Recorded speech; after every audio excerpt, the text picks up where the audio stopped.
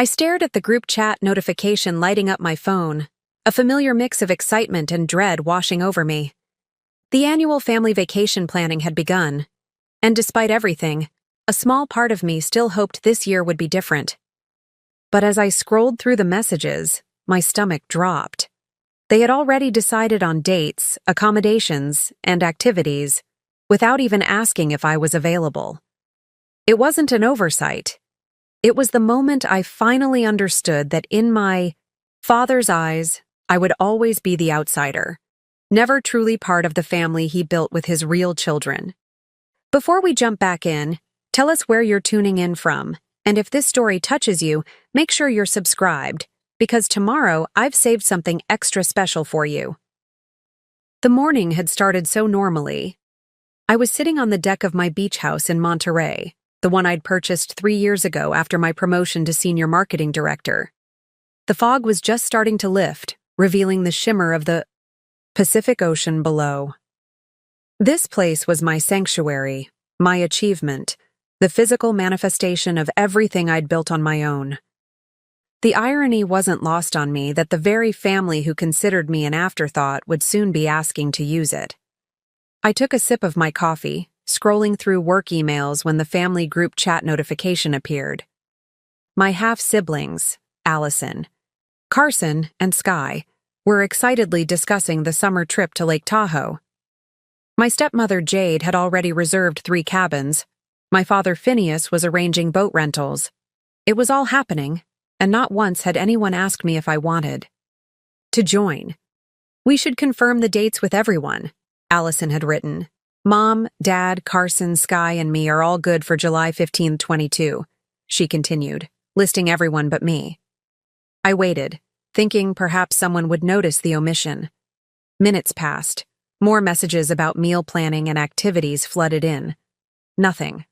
With shaking hands, I finally typed, "Should I check my calendar too?" The typing indicators appeared and disappeared. 3 minutes passed before my father responded. "Haley, this trip is just for the immediate family." Immediate family. The words stung like a physical slap. I'd been in his life since I was 6 years old, when my mother died and he became my only parent.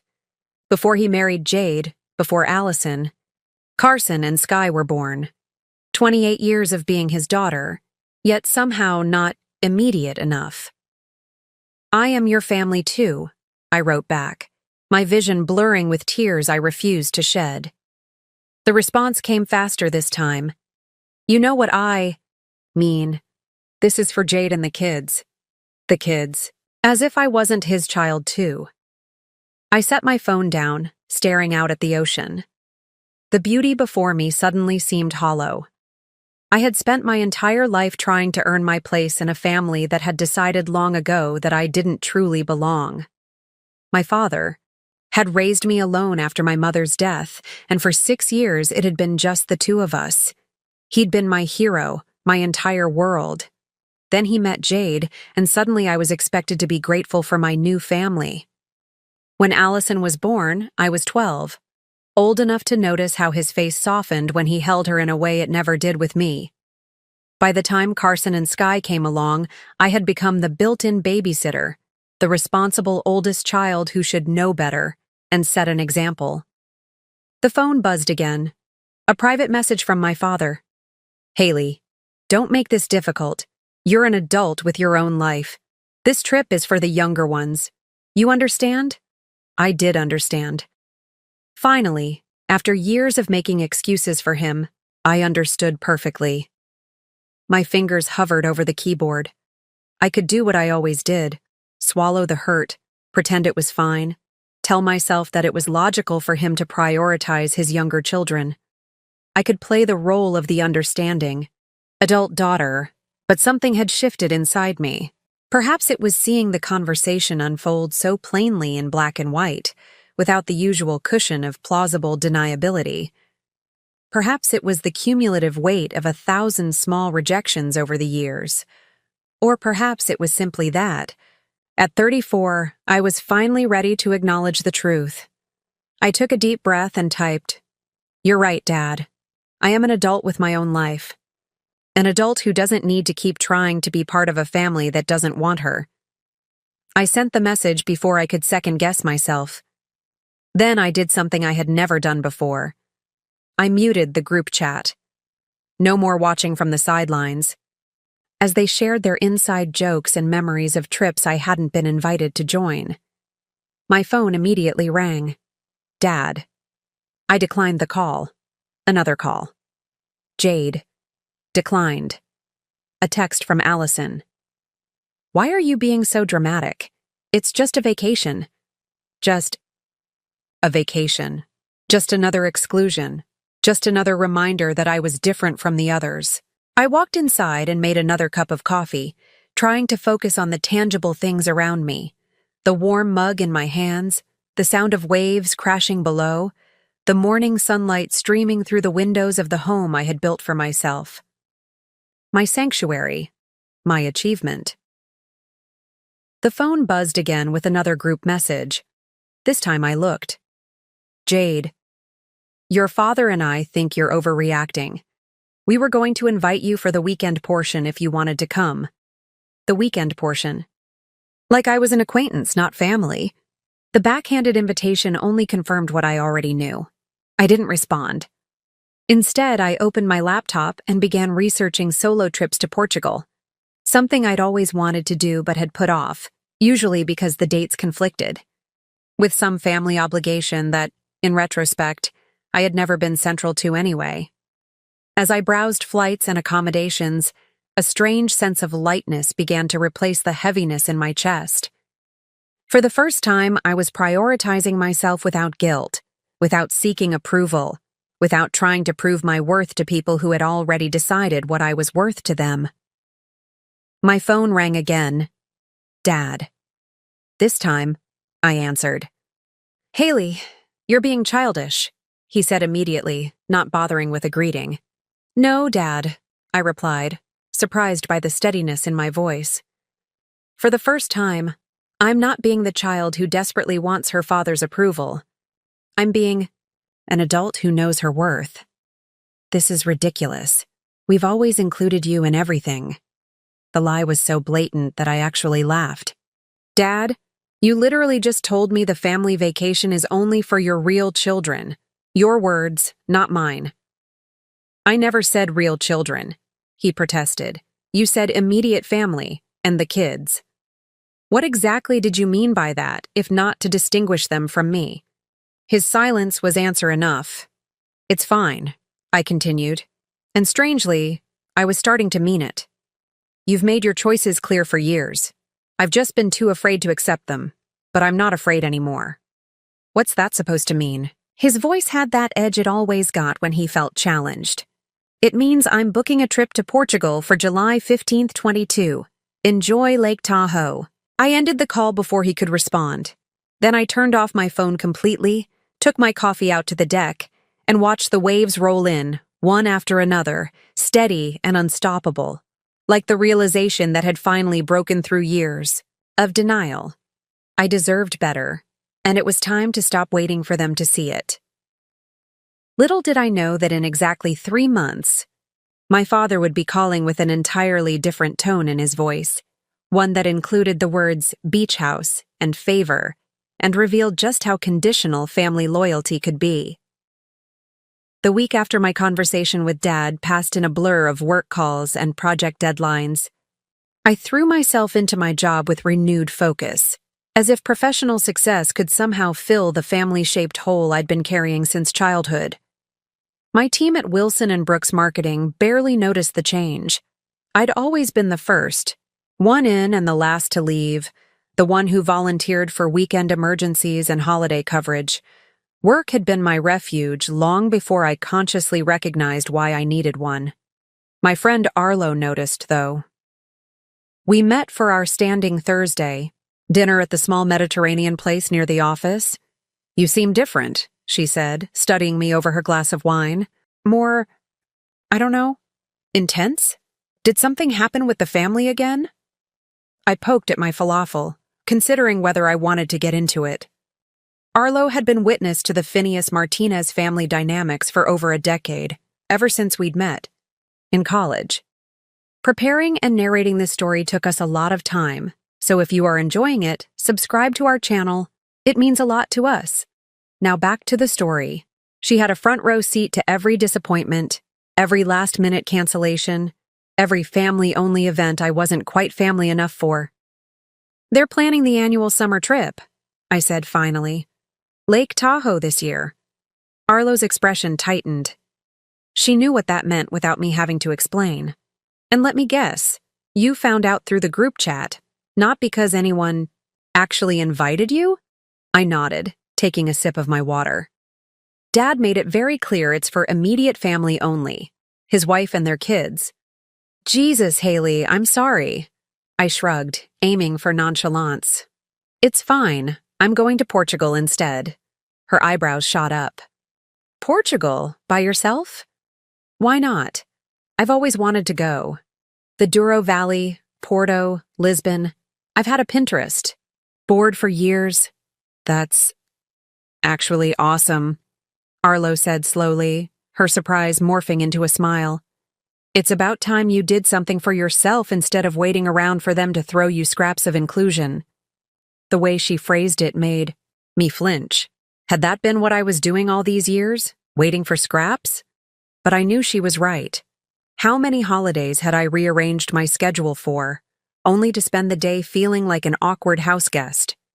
How many of Allison's, Carson's, and Sky's school events and celebrations had I attended, playing the role of supportive big sister, while my own accomplishments went unacknowledged? The beach house itself was a perfect example. When I closed on it 3 years ago, the biggest achievement of my life, I'd invited the whole family for a weekend celebration. Dad and Jade had begged off, citing Sky's soccer tournament.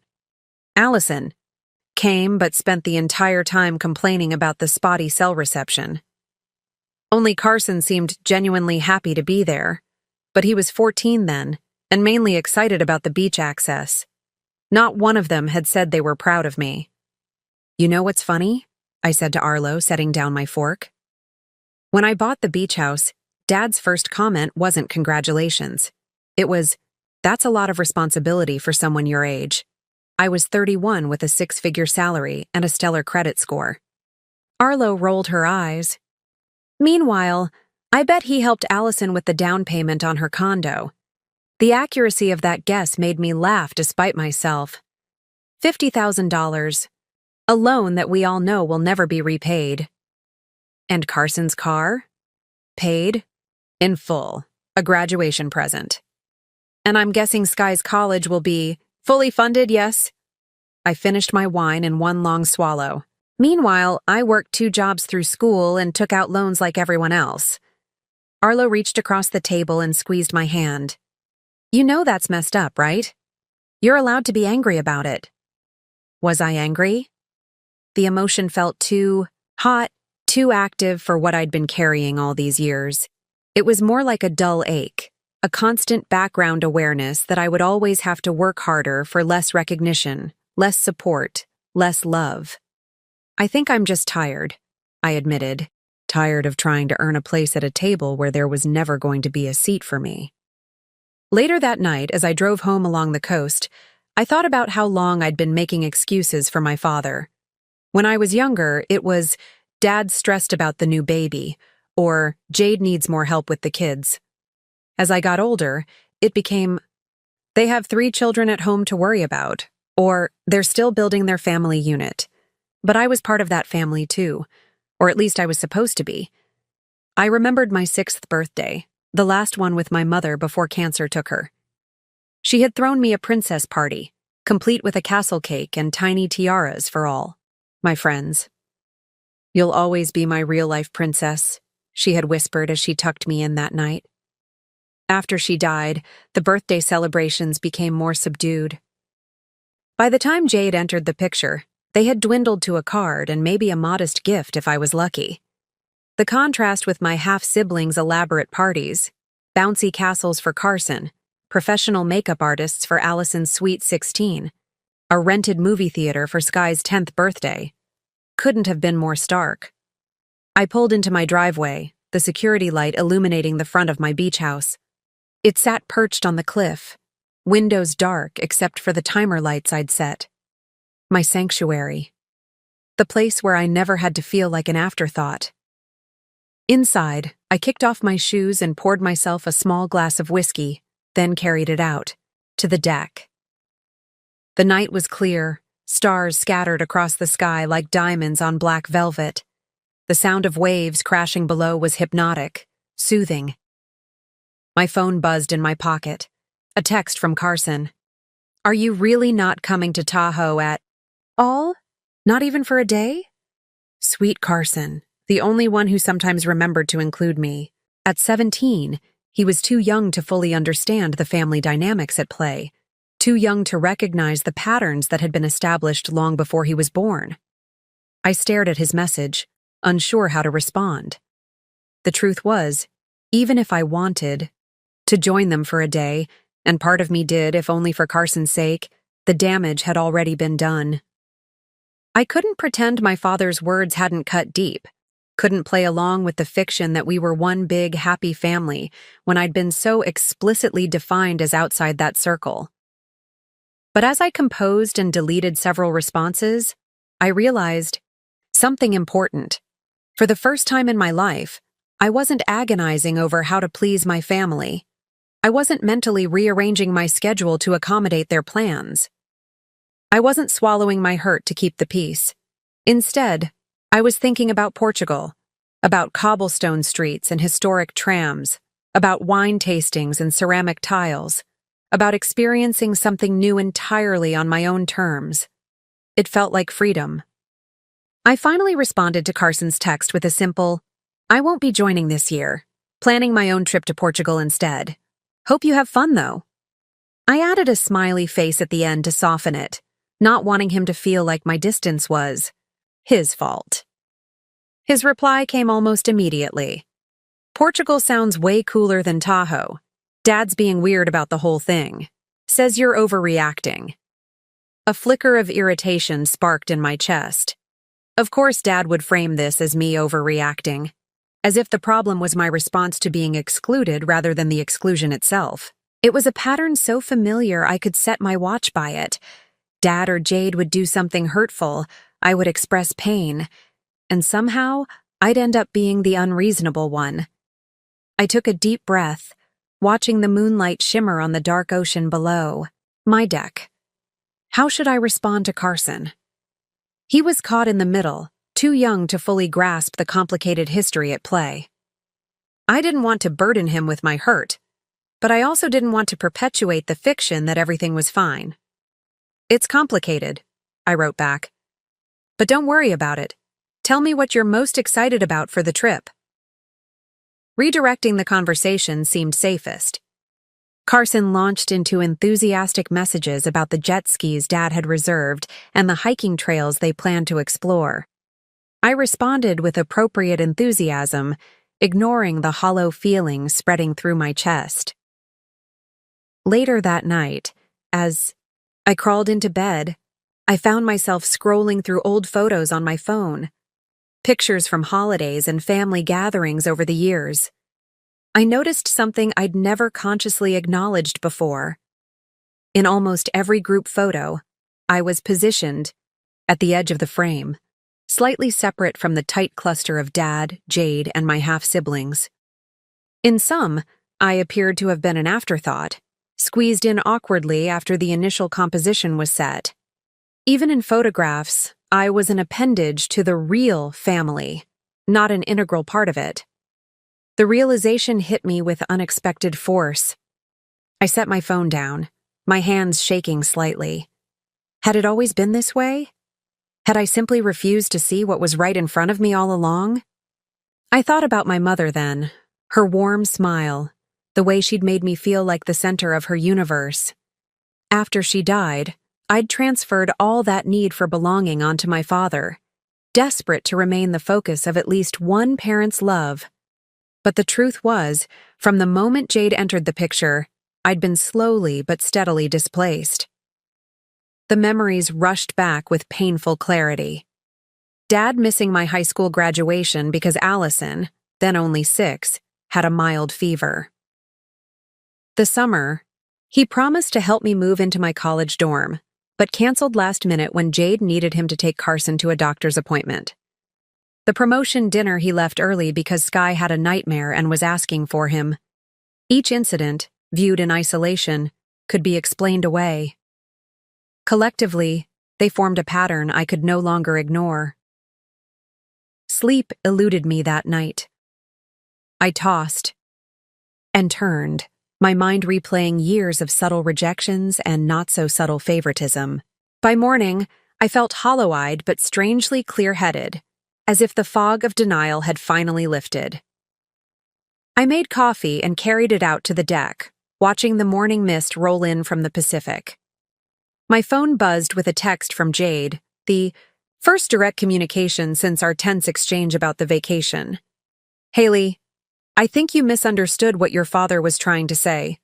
Of course, you're welcome to join us for part of the trip. We just assumed with your busy work schedule you wouldn't want to commit to the full week." Another buzz, a separate message from Dad. "Stop giving Jade a hard time. She's trying to make things right." I stared at the messages, a bitter laugh escaping my lips. This was their version of an olive branch? Blaming me for misunderstanding and explicit exclusion, then accusing me of giving Jade a hard time when I hadn't even responded to her? That old, familiar pressure built inside me, the urge to smooth things over, to accept the inadequate gesture and pretend it was enough, to maintain the peace at the cost of my own dignity. I'd done it countless times before, swallowing my hurt to keep from rocking the boat. But something had shifted inside me. The realization that had kept me awake all night had fundamentally altered something in how I saw myself in relation to my family. I deserved better than this. The thought appeared in my mind with startling clarity. I deserved better. Not because I was special or entitled, but because this was not how family was supposed to treat family.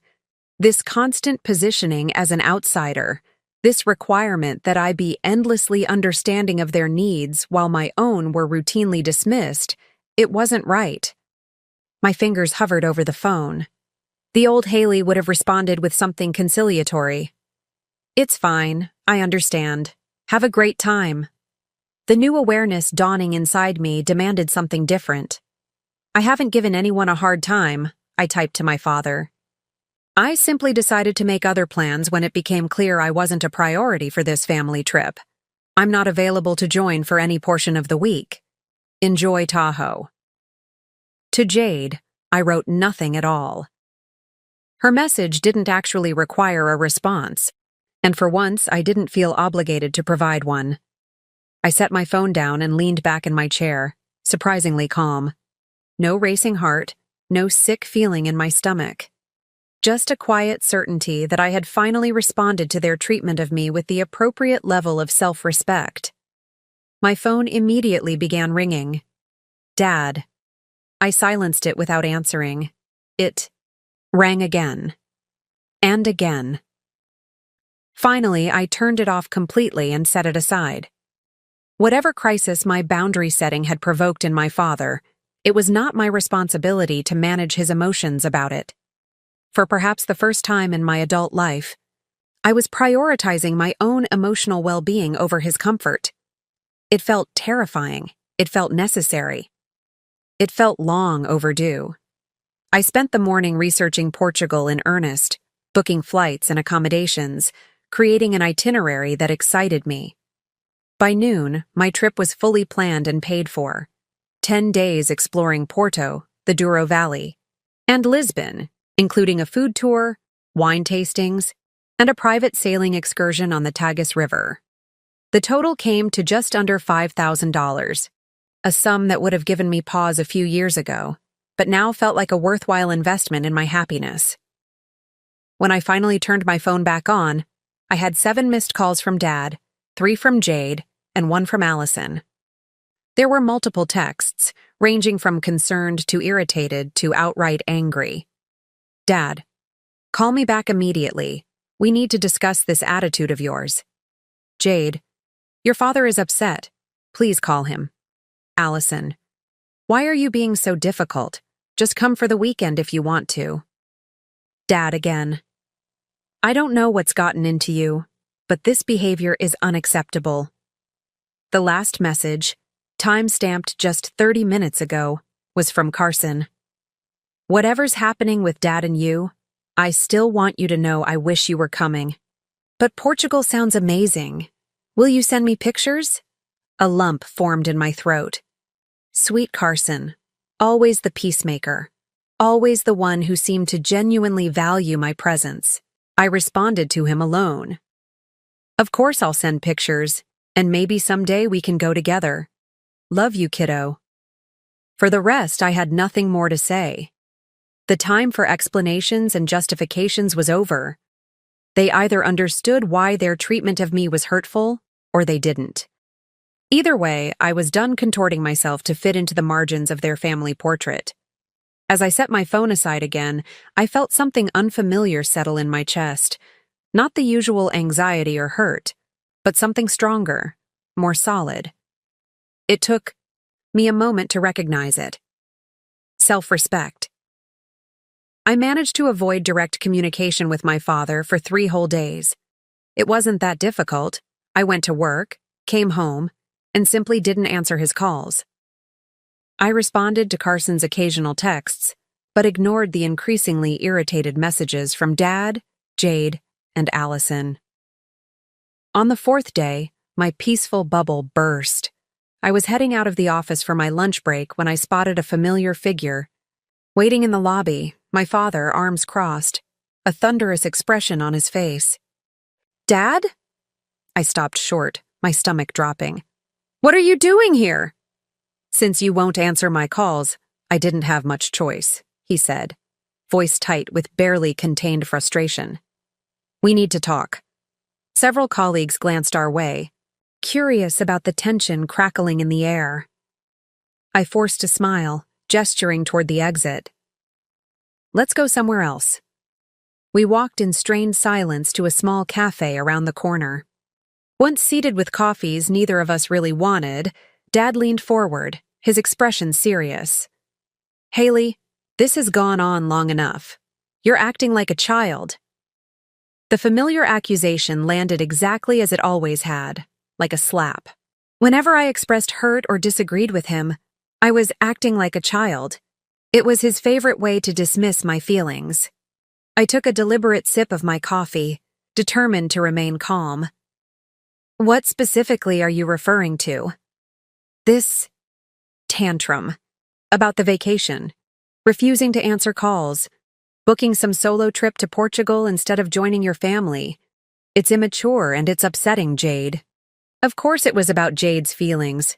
It always came back to that. It's not a tantrum, I said quietly. It's a boundary. A boundary? He scoffed. Against what? Your own family? That's just it, Dad. You made it very clear that I'm not really part of the family when you said the trip was for immediate family only. You're twisting my words. Am I? This trip is just for the immediate family.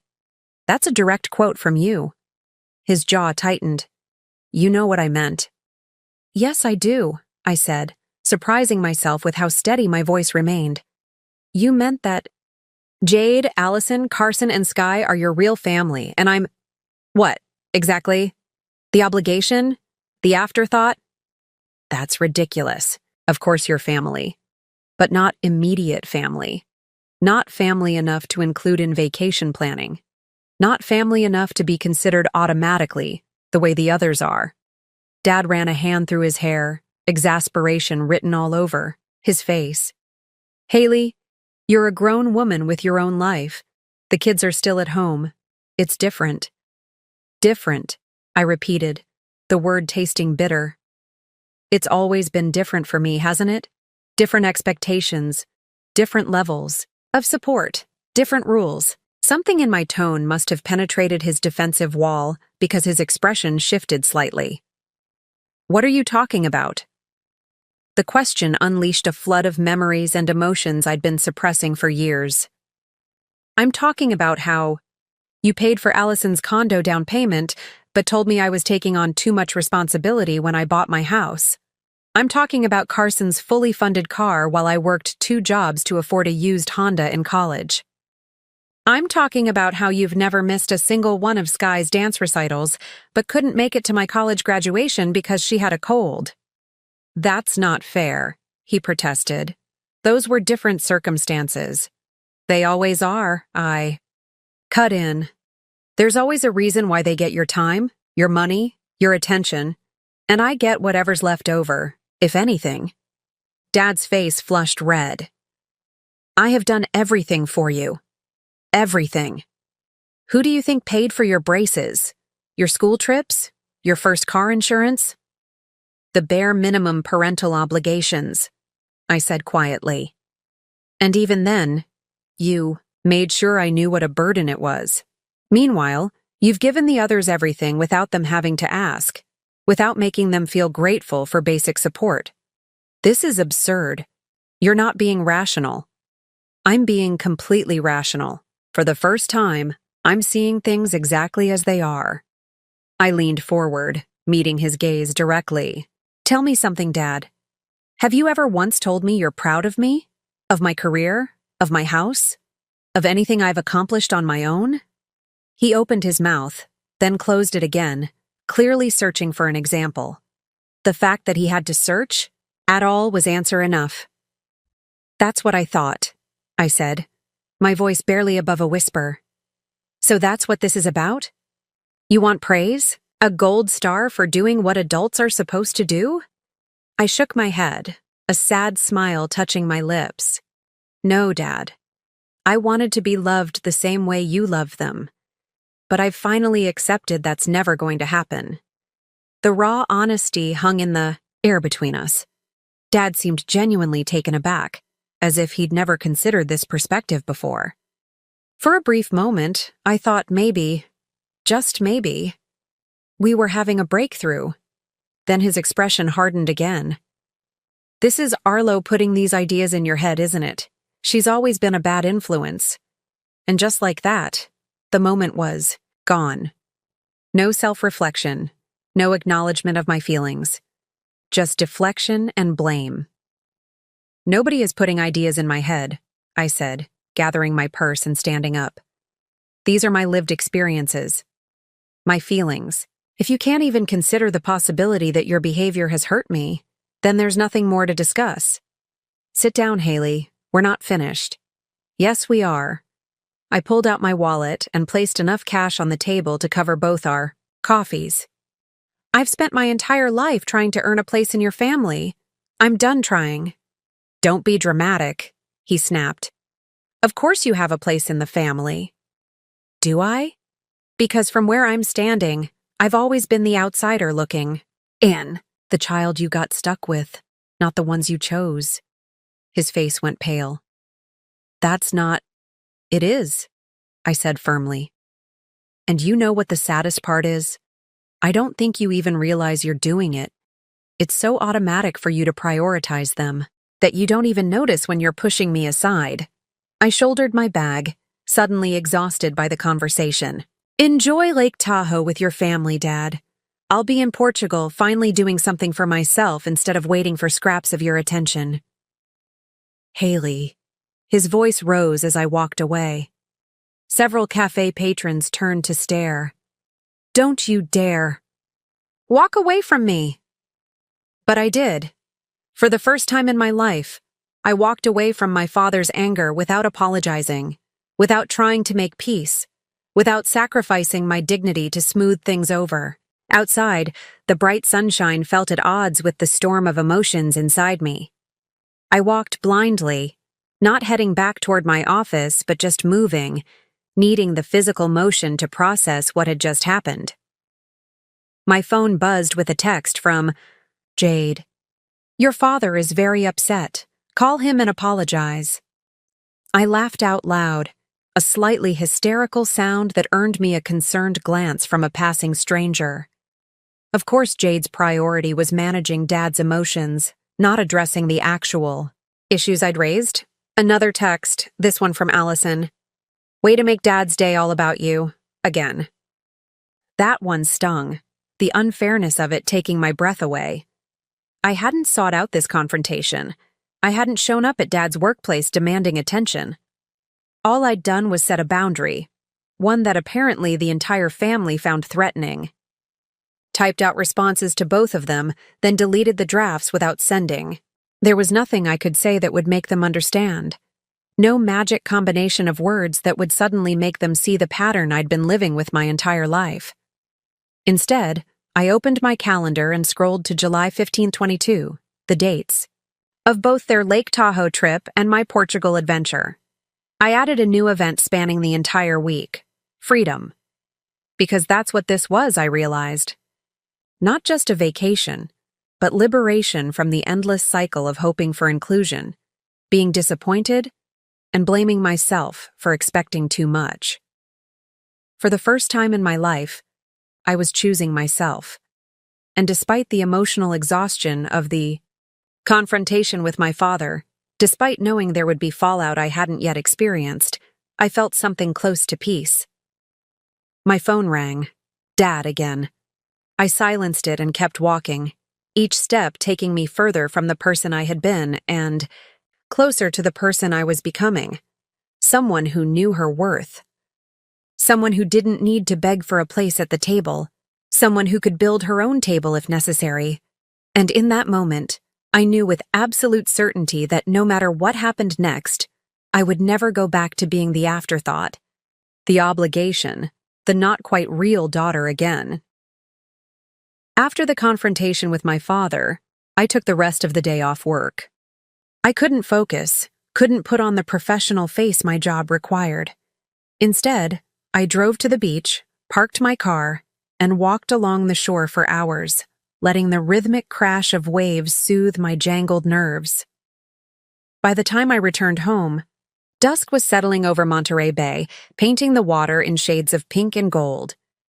I kicked off my sand-covered shoes at the door and made my way to the kitchen, where I poured a generous glass of wine before heading out to the deck. My phone had been off since I'd left the cafe. Now, sitting in the growing darkness with only the sound of the ocean below, I finally turned it back on. The notifications flooded in immediately. 5 missed calls from Dad, 3 from Jade, 1 from Allison, and several text messages from each of them. I ignored them all, scrolling instead to a name I hadn't contacted in years: Dev, my mother's younger brother.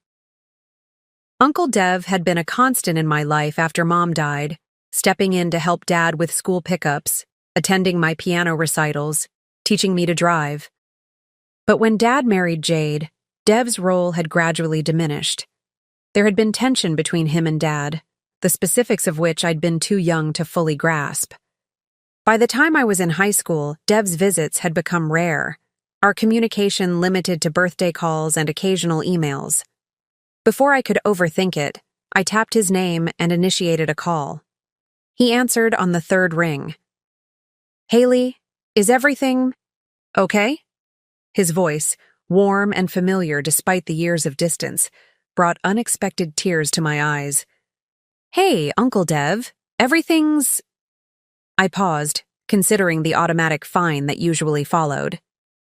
"Actually, no, everything's not really okay. What's happening? Are you safe?" "I'm safe," I assured him quickly. "It's just Dad stuff." A brief silence. Then, I see. Those 3 words held volumes of understanding. "I know we haven't talked much lately," I continued, "but I could really use some perspective from someone who knew Mom, who knew me before. Everything." "Of course," he said without hesitation. "I'm all ears." I told him everything: the vacation exclusion, the confrontation, the years of feeling like an outsider in my own family. Once I started talking, it was like a dam breaking, words pouring out that I hadn't even realized I'd been holding back. Dev listened without interrupting. When I finally fell silent, he sighed deeply. "First of all, I'm sorry, Haley. So sorry that you've been carrying this alone for so long. I thought maybe I was overreacting," I admitted. "That I was too sensitive, like Dad always says." You're not overreacting, Dev said firmly. What you're describing is a clear pattern of emotional neglect. It's real, and it's painful, and you have every right to feel hurt by it. The validation from someone who knew both me and my father sent a wave of relief through me so intense I had to grip the deck railing for support. The thing is, Dev continued carefully, I've seen this coming since Phineas married Jade. The way he shifted after your mom died. The way he seemed almost resentful of you sometimes. Resentful? I echoed, confused. Of me? Why? Dev was silent for a long moment. Because you reminded him of Eliza, of what he lost. You have her eyes, her laugh. I think every time he looked at you, he saw her. And for a man who never properly grieved, who rushed into a new relationship barely a year after becoming a widower, that was difficult. The words hit me like a physical blow. Are you saying he's been punishing me all these years because I remind him of Mom? Not consciously, Dev clarified. I don't think Phineas is self-aware enough for that. But subconsciously? Yes, I think that's part of it. And then when the new kids came along, kids who didn't carry that emotional baggage, who represented his fresh start, it became easier to focus on them. I thought about this, turning the idea over in my mind. It made a twisted kind of sense. Dad had never been good with emotional complexity. After Mom died, he'd shut down, throwing himself into work, leaving my day-to-day care largely to neighbors and Mom's friends. When he'd introduced me to Jade just 14 months later, he'd presented it as a done deal. They were getting married. She would be my new mother. Wasn't that wonderful? I'd been 7 years old, still deeply grieving my mother. Jade, to her credit, had tried in the beginning. But she'd been young, unprepared for an instant family that included a heartbroken child. By the time Allison was born, it had been easier for everyone to focus on the new baby, the fresh start, the uncomplicated joy she represented. There's something else you should know, Dev said quietly. Something I've never told you because I didn't want to come between you and your father. But maybe it's time you heard it. A chill ran through me despite the mild evening air. What is it? After Eliza died, she left a trust for you. Not a huge amount, about $50,000, but it was meant for your education, your future. Your mom was always practical that way, planning ahead. I never knew about any trust, I said, my voice barely audible over the sound of the waves. Because Phineas gained control of it as your guardian. He was supposed to keep it separate for you, but Dev hesitated. When he and Jade bought their house, they needed additional cash for the down payment. He used the trust money, promising he'd pay it back before you went to college. My mind reeled. But he never did. No. By then they had Allison and were struggling with the new mortgage. When I confronted him about it, he said he'd provided a roof over your head, food, clothes, all the basic necessities, and that should count for more than money in a bank account. So that's why you two fell out, I whispered, pieces clicking into place. You were trying to protect my inheritance. I was trying to protect you, Dev corrected gently. The money was secondary. What bothered me was what it represented, a pattern of prioritizing his new family over his obligations to you. When I pushed the issue, he cut me out, limited my access to you. I remembered how Dev's visits had suddenly become less frequent, how Dad would find excuses for why I couldn't go to Uncle Dev's for weekends anymore. At the time, I'd attributed it to Dad wanting me to bond with Jade and baby Allison. Now, I understood the darker truth. I should have fought harder to stay in your life, Dev said, regret heavy in his voice. I've always wondered if I did the right thing by stepping back. You did what you could, I assured him, though part of me ached at the thought of how different things might have been with Dev as a consistent presence in my life. Why are you telling me this now? Because you need to understand that what you're experiencing isn't new, and it isn't your fault.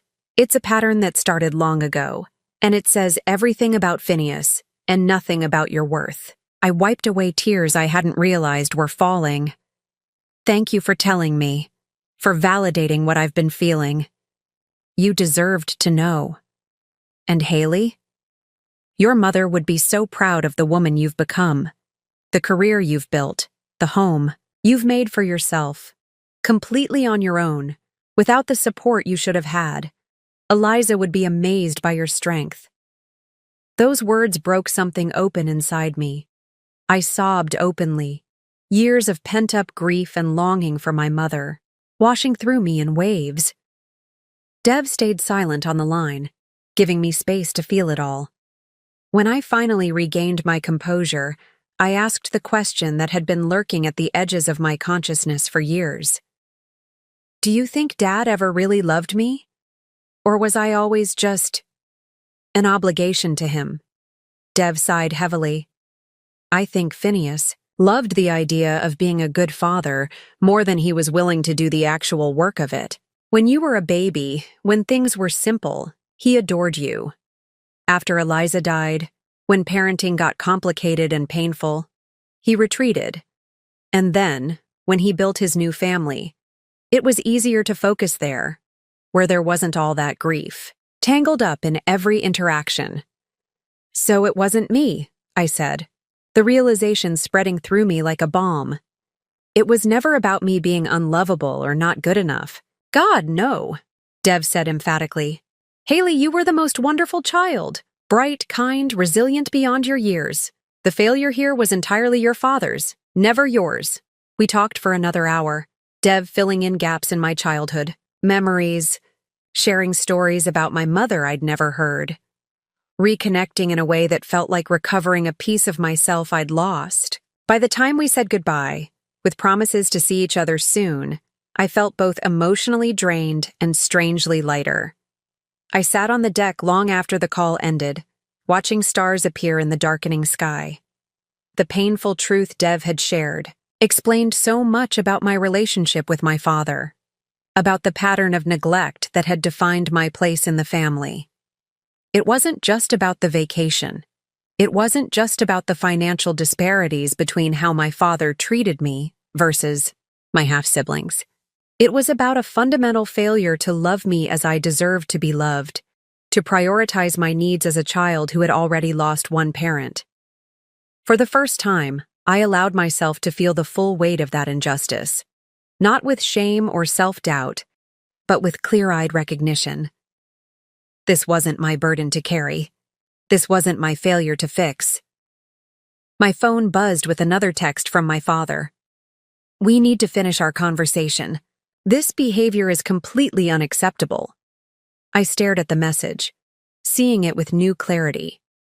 Always the focus on my behavior, never on his. Always the expectation that I would fall in line, never that he would reflect on his actions. I thought about responding, about trying one more time to make him understand. Then I remembered what Dev had said about patterns established long ago. Some patterns couldn't be broken from just one side. Instead of replying to my father, I pulled up my photos and found a picture I hadn't looked at in years. My mother holding me on my 3rd birthday, both of us laughing as I smeared cake frosting on her cheek. Her eyes, so like mine, crinkled with joy. I wish you were here, Mom, I whispered to the image. I wish you could have seen me grow up. But in a way, she had been with me all along. Her strength lived in me, in my resilience, in my ability to build a life for myself despite the emotional neglect, in my capacity to finally recognize what I deserved. I forwarded the photo to Uncle Dev with a simple message. Thank you for giving me back a piece of her tonight, and a piece of myself. Then I silenced my phone, went inside, and for the first time in years, slept without the weight of trying to earn my place in a family that had never made room for me. The next morning, I woke with a clarity I hadn't experienced before. The painful truth about my father's actions, both past and present, no longer felt like a wound I needed to keep hidden. It was simply reality, one I could now face with open eyes. I made coffee and returned to the deck, watching the morning fog roll across the bay. My phone showed more missed calls and texts from my father and Jade, but also a warm reply from Dev with more photos of my mother he'd dug up from his archives. As I scrolled through them, studying her familiar yet forgotten smile, I made a decision. I would no longer chase my father's approval or acceptance. I would no longer make myself smaller to fit into the corners of his life. I would no longer pretend that the way he treated me was normal or acceptable. It wasn't about cutting him off completely, at least not yet. It was about redrawing the boundaries of our relationship based on the painful truth I now fully acknowledged. My father had failed me in fundamental ways, and no amount of pretending otherwise would change that fact. I opened my laptop and began composing an email, not an emotional plea, but a clear statement of where things stood from my perspective. I would not be joining them in Lake Tahoe. I would not be available for the guilt trips or the gaslighting. I would be focusing on building the life I wanted and nurturing the relationships that added value to it. As I typed the final lines, a strange sense of peace settled over me. The painful truth, once fully faced, had lost some of its power to hurt me. In its place was something stronger: self-knowledge, self-respect, and the freedom that comes from no longer waiting for someone to give you what they've proven, time and again, they're incapable of providing. I clicked send, then closed my laptop. Whatever happened next, I would face it with my eyes open, no longer blinded by the desperate hope that someday, somehow, my father would finally see me. The week following my conversation with Uncle Dev passed in a blur of conflicting emotions. During the day, I threw myself into work with renewed focus, grateful for the distraction. At night, I alternated between moments of liberating clarity and waves of grief for the family relationship I'd always wanted but never truly had. My father's response to my email had been predictably defensive. He accused me of rewriting history and listening to Dev's biased version of events. He neither confirmed nor denied using my trust fund for the family home, a telling omission.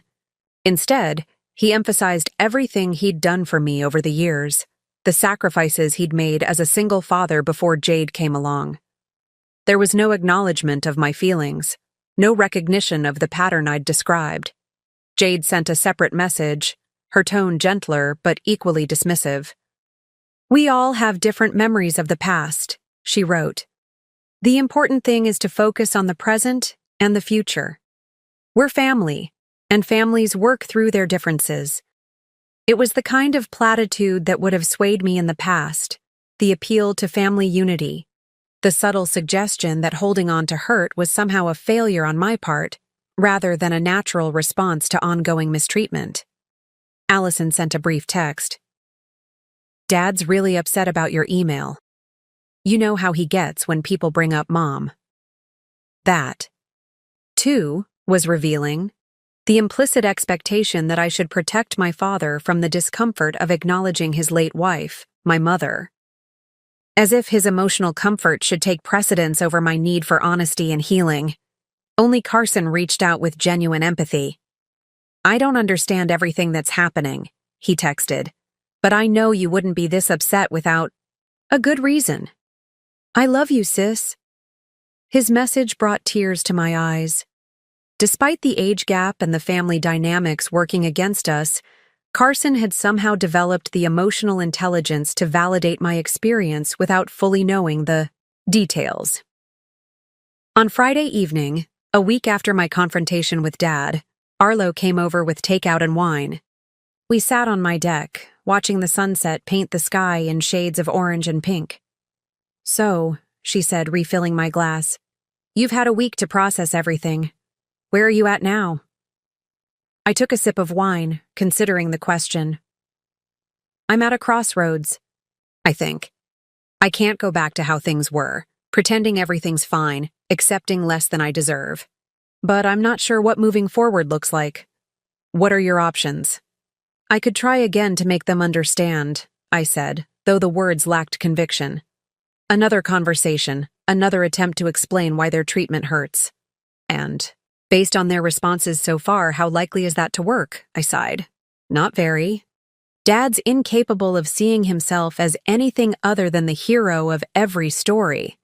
And the others, they're so entrenched in the family dynamic, they can't even see it for what it is. So what's option 2? I distance myself. Not a dramatic. Cutting off, just less involvement. Fewer attempts to be included. Lower expectations. And option 3? Arlo prompted. I looked out at the darkening ocean. I build a different kind of family. One based on mutual respect and genuine care, not biology and obligation. I focus on relationships that add value to my life. You, Uncle Dev, maybe Carson when he's older and can make his own decisions about our relationship. Arlo nodded slowly.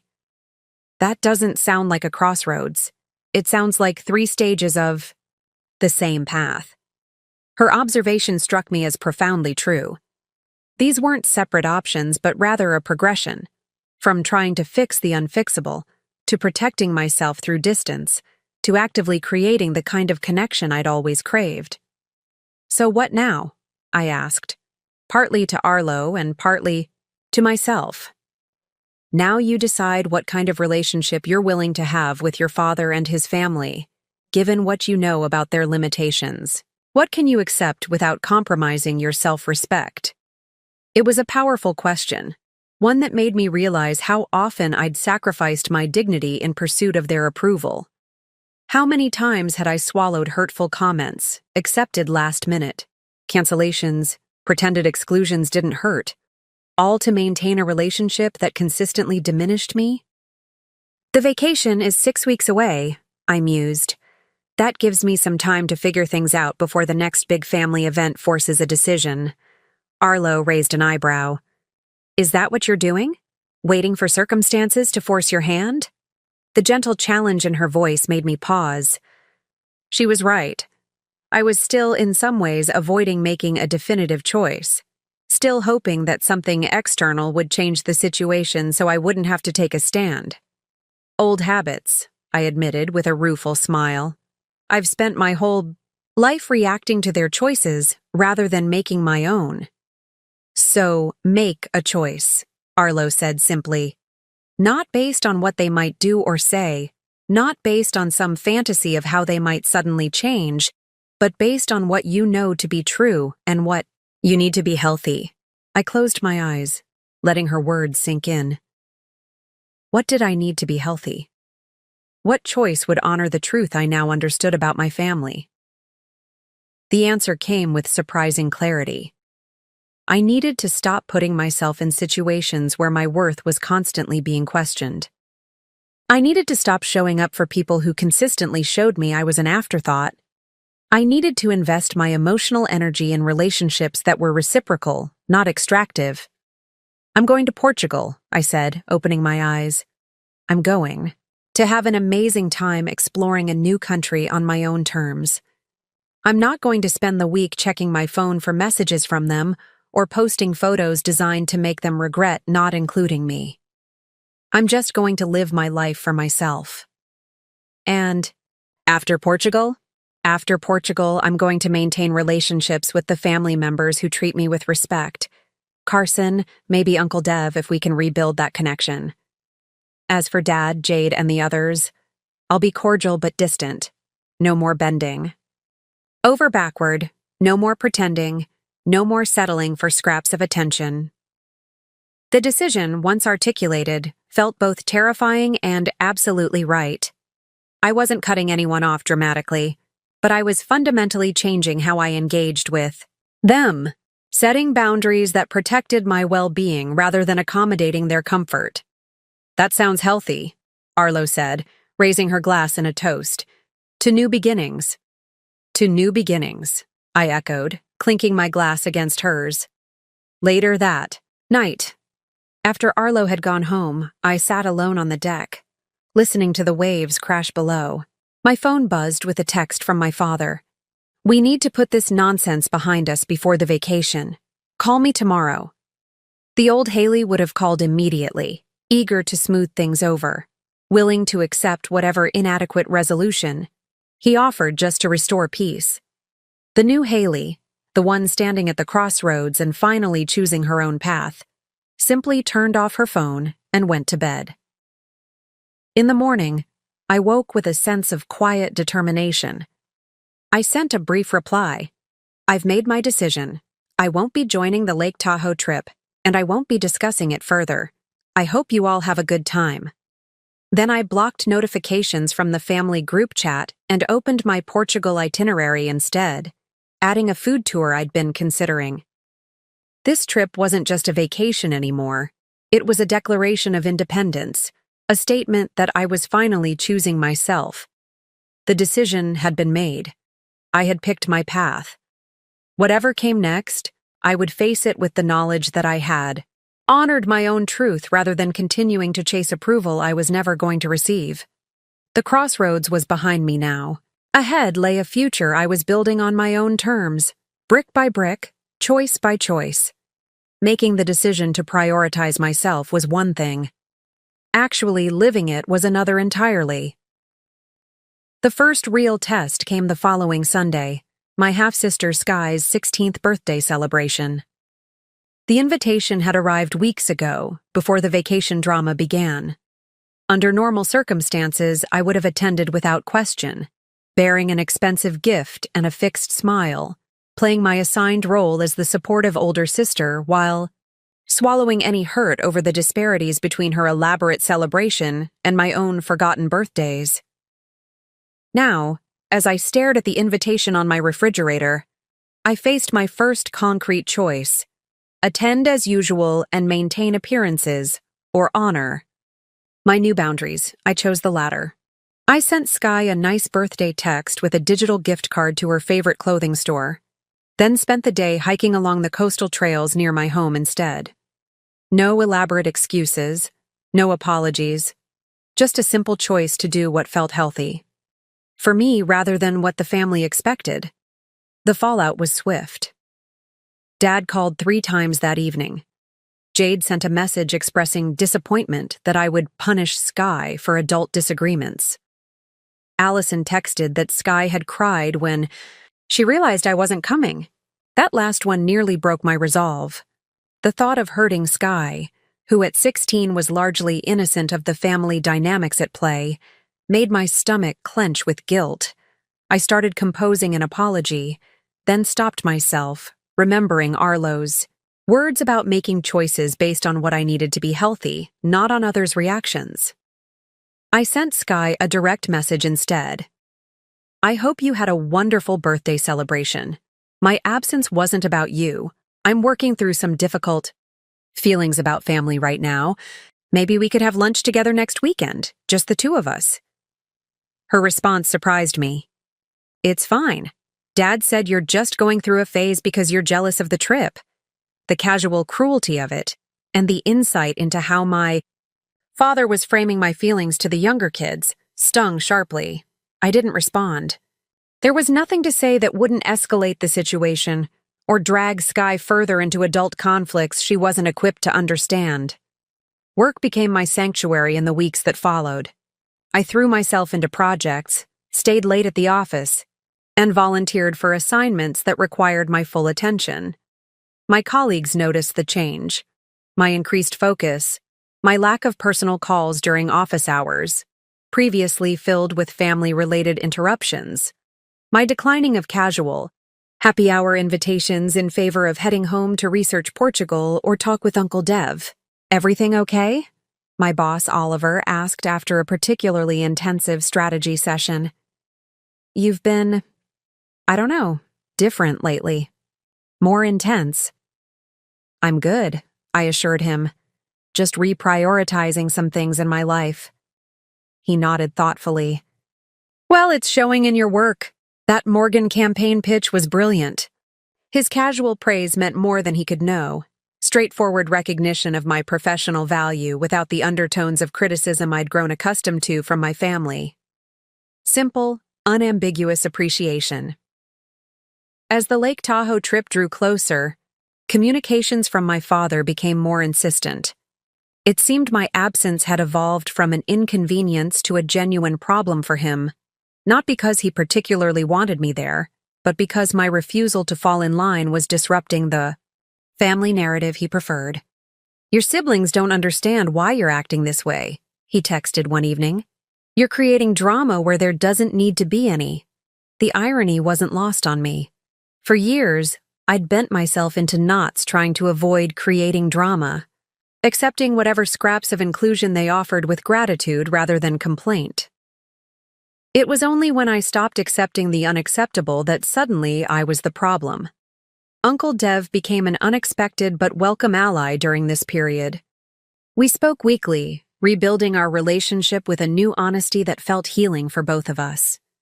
He shared stories about my mother I'd never heard, filled in gaps in my childhood memories, and validated the difficult emotions I was working through. "Your mom faced similar struggles with your dad," he told me during one of our calls. Even when they were married, Phineas had a way of making her feel like she was asking for too much whenever she expressed a need. It's a pattern with him. This revelation both saddened and comforted me. Sad to know my mother had experienced the same emotional diminishment I had, but comforting to have further confirmation that the problem wasn't my perception or sensitivity. 3 weeks before the Tahoe trip and my Portugal adventure, Carson reached out with an unexpected request. "Can I come stay with you for a few days?" he texted. "Just need some space from everyone here." At 17, Carson was in that liminal space between childhood and adulthood, increasingly aware of family dynamics but still largely subject to parental authority. His request surprised me. Dad and Jade rarely allowed the kids to stay with me overnight, let alone for a few days. "Everything okay?" I replied. "Just tired of the drama.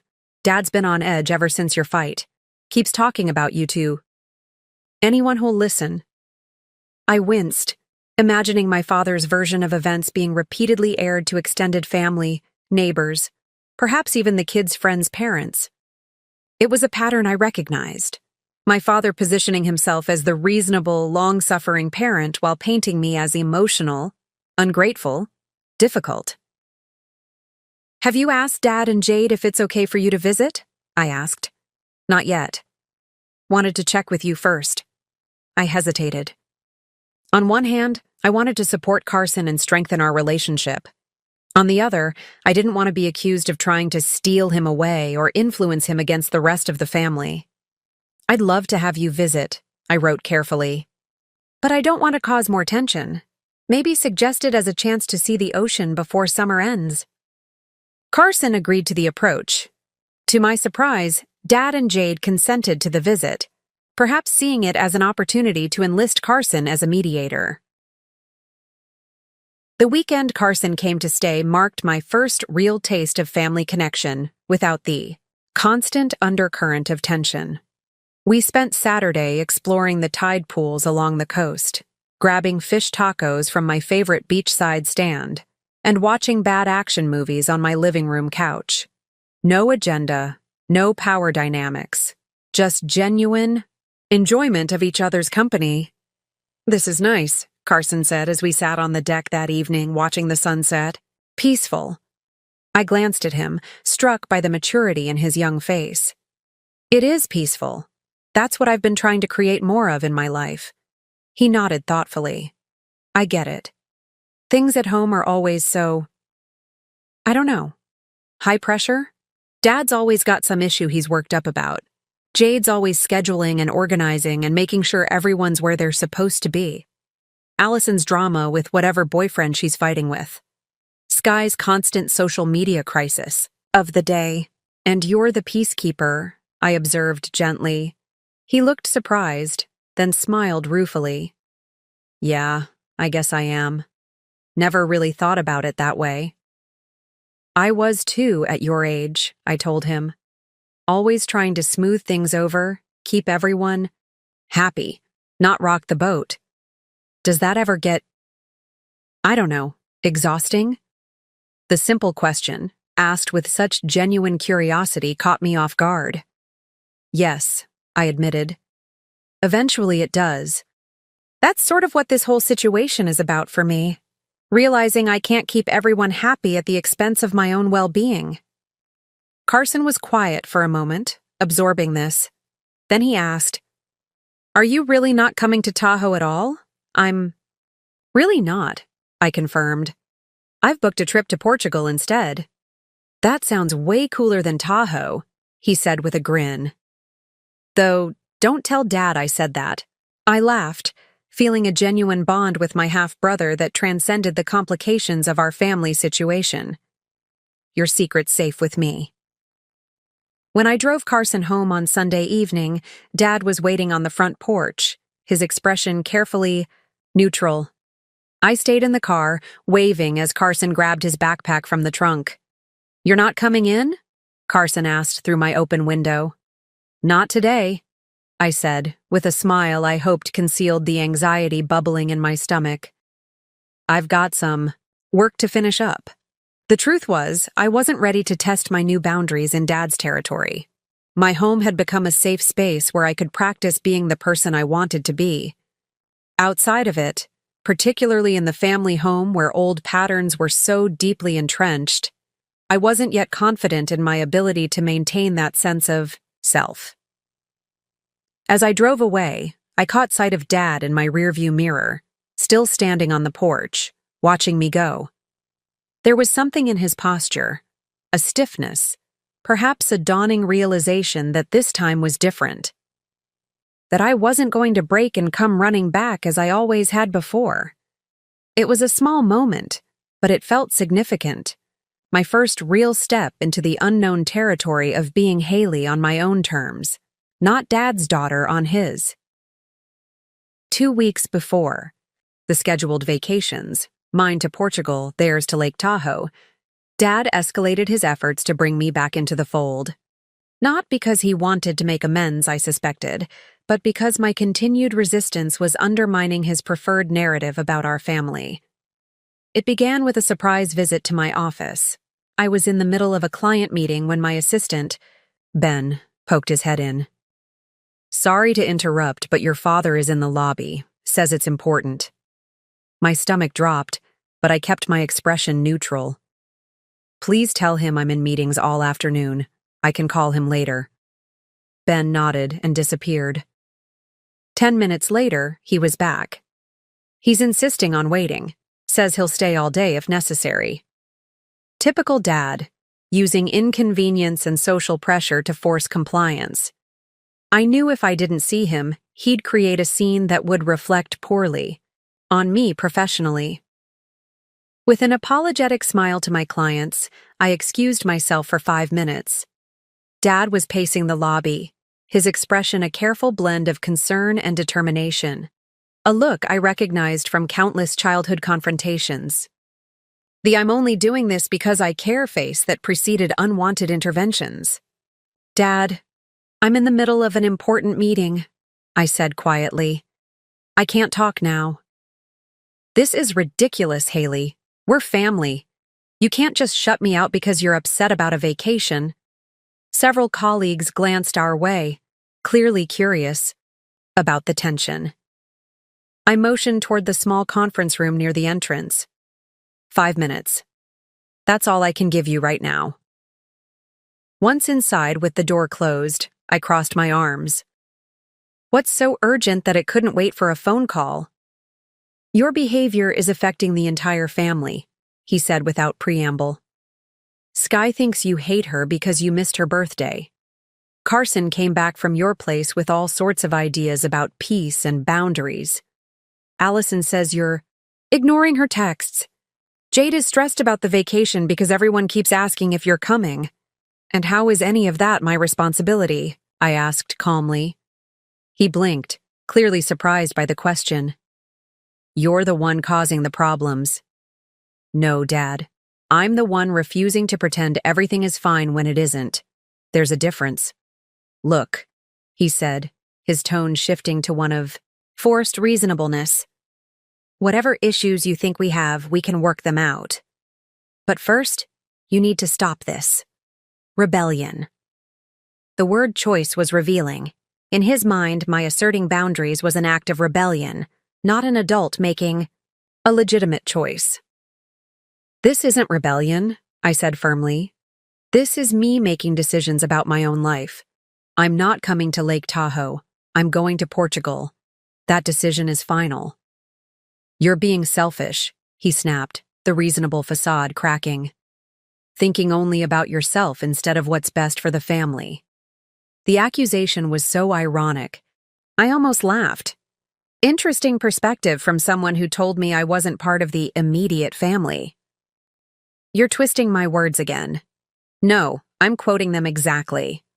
And I need to get back to my meeting now." I turned to leave, but he caught my arm. "Haley, don't walk away from me. We're not finished."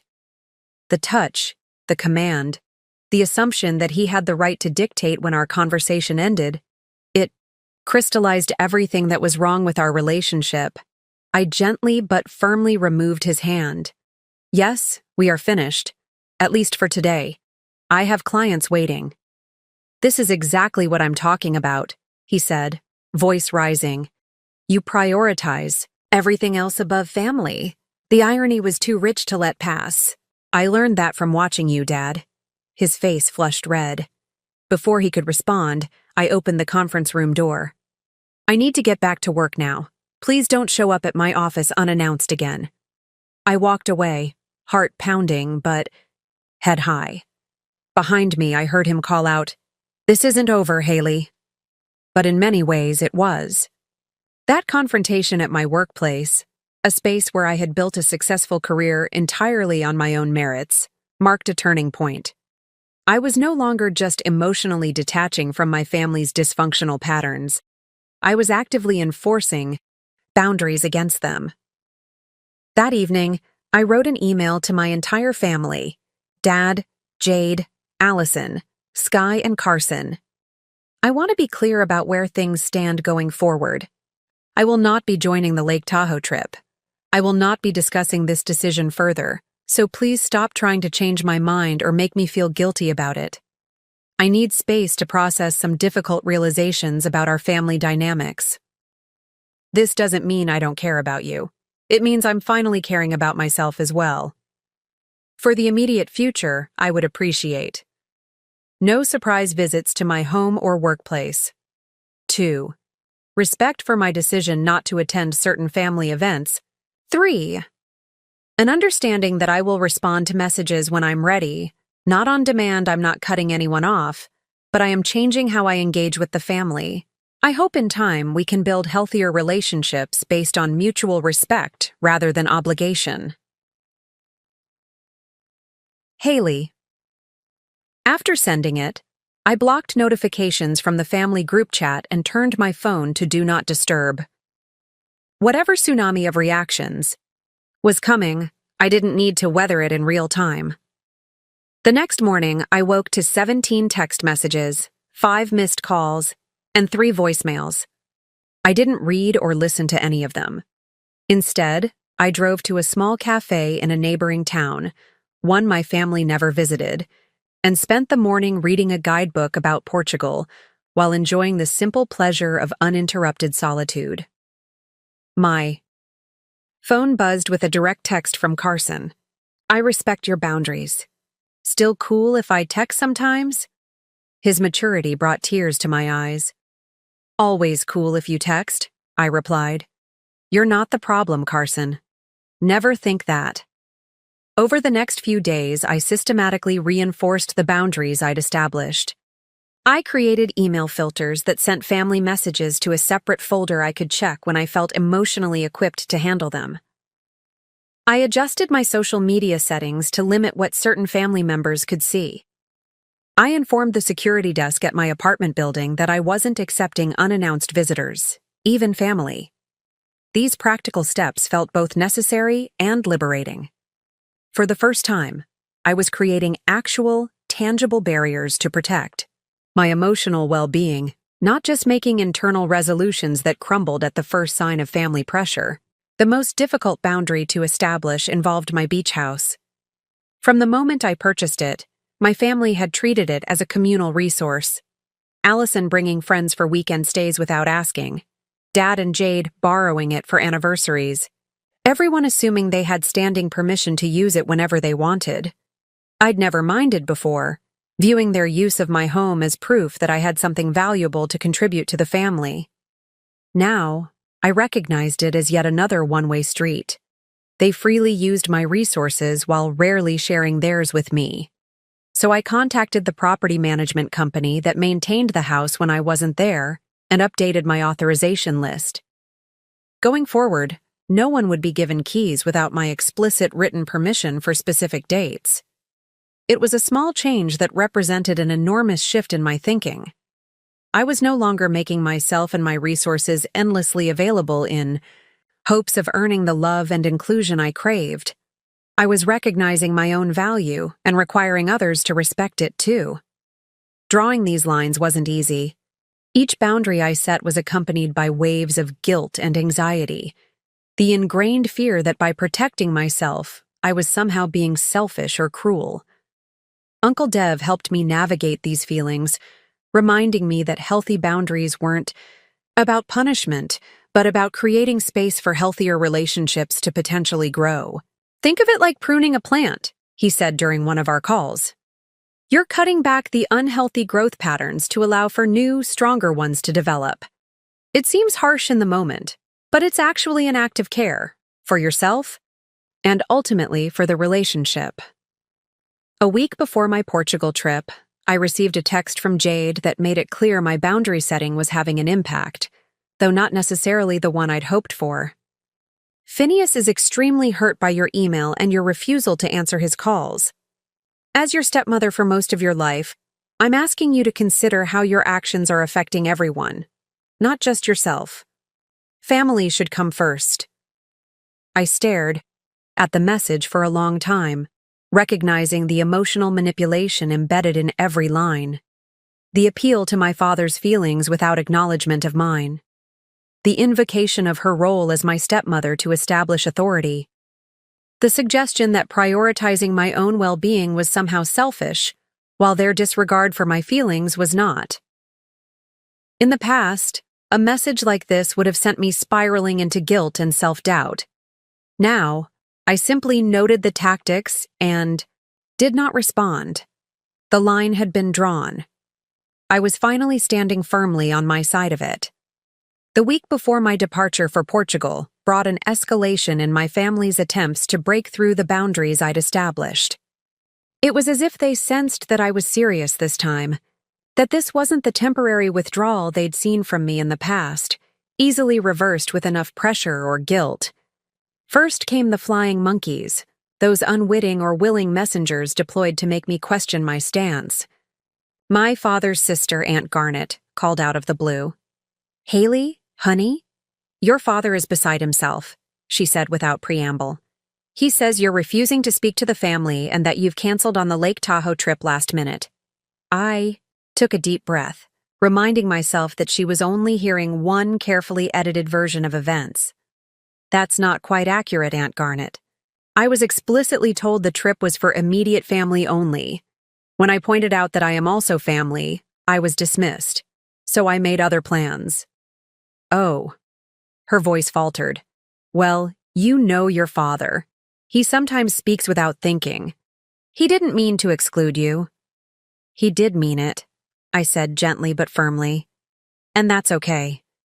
He's entitled to plan whatever vacation he wants with whomever he wants. I'm just not pretending anymore that it doesn't hurt to be left out." "But sweetie, families have disagreements all the time. You can't just run off to, where are you going again? Portugal. And I'm not running from anything. I'm choosing to spend my vacation time in a way that brings me joy rather than stress." She made a few more attempts to persuade me before finally sighing. "Well, I hope you'll reconsider. Your father says the whole family is upset about this." I'm sure they are," I replied neutrally. Change is often uncomfortable, but this is the right decision for me right now. After Aunt Garnet came my father's longtime friend Garrett, who happened to run into me at my local coffee shop, a place he'd never frequented before. "Phineas is worried about you," he said, sliding uninvited into the chair across from me. "Says you've been acting out of character." I closed my laptop, accepting that my peaceful morning work session was over. I'm fine, Garrett, and I doubt my father sent you to check on my well-being. He had the grace to look slightly embarrassed. Well, he did mention you're missing the family vacation. Seems like a shame when everyone will be there. Not everyone, I pointed out. Just the people he considers immediate family. Garrett winced. He told you that? Sounds like Phineas put his foot in his mouth again. It wasn't a slip of the tongue. It was a clear articulation of how he sees me in relation to his real family. Come on, Haley. You know he doesn't think of you that way. Actually, I do know that's exactly how he thinks of me. I've just spent many years pretending otherwise. The conversation circled uncomfortably before Garrett finally gave up. As he was leaving, he turned back with one parting shot. Your father says you've blocked the family from using your beach house. Seems a bit petty, doesn't it? I felt heat rise to my face. Interesting that he's more concerned about access to my property than about repairing our relationship. As the week progressed, the pressure tactics escalated. Jade sent a carefully worded email about how Skye was crying herself to sleep over my abandonment. Allison left a voicemail suggesting I was having some kind of breakdown and should get help. Even my father's mother, who rarely involved herself in family disputes, sent a text expressing deep disappointment in my selfish behavior. The most difficult pushback came from an unexpected source. 3 days before my Portugal trip, Carson called, his voice tight with distress. Dad says if you don't come to Lake Tahoe, I can't go to that music camp in August, he said without greeting. He says the money has to go toward fixing things around the house instead. My heart sank. The summer music program was something Carson had been looking forward to for months, a prestigious 2-week camp for gifted young composers, which he'd worked hard to be accepted into. That's not fair to you, Carson. This isn't your issue. Can. You just come for a few days, he pleaded. Even just the weekend? Then everything can go back to normal. The naked manipulation infuriated me. My father was using Carson as a pawn, punishing him to pressure me into compliance. It was a new low, even for him. Let me think about this, I told Carson. I'll call you back. After hanging up, I paced my living room, struggling with a tangle of emotions, rage at my father's tactics, guilt over Carson's predicament, and the creeping fear that maybe I was being selfish after all. Was standing my ground worth the cost to someone I cared about?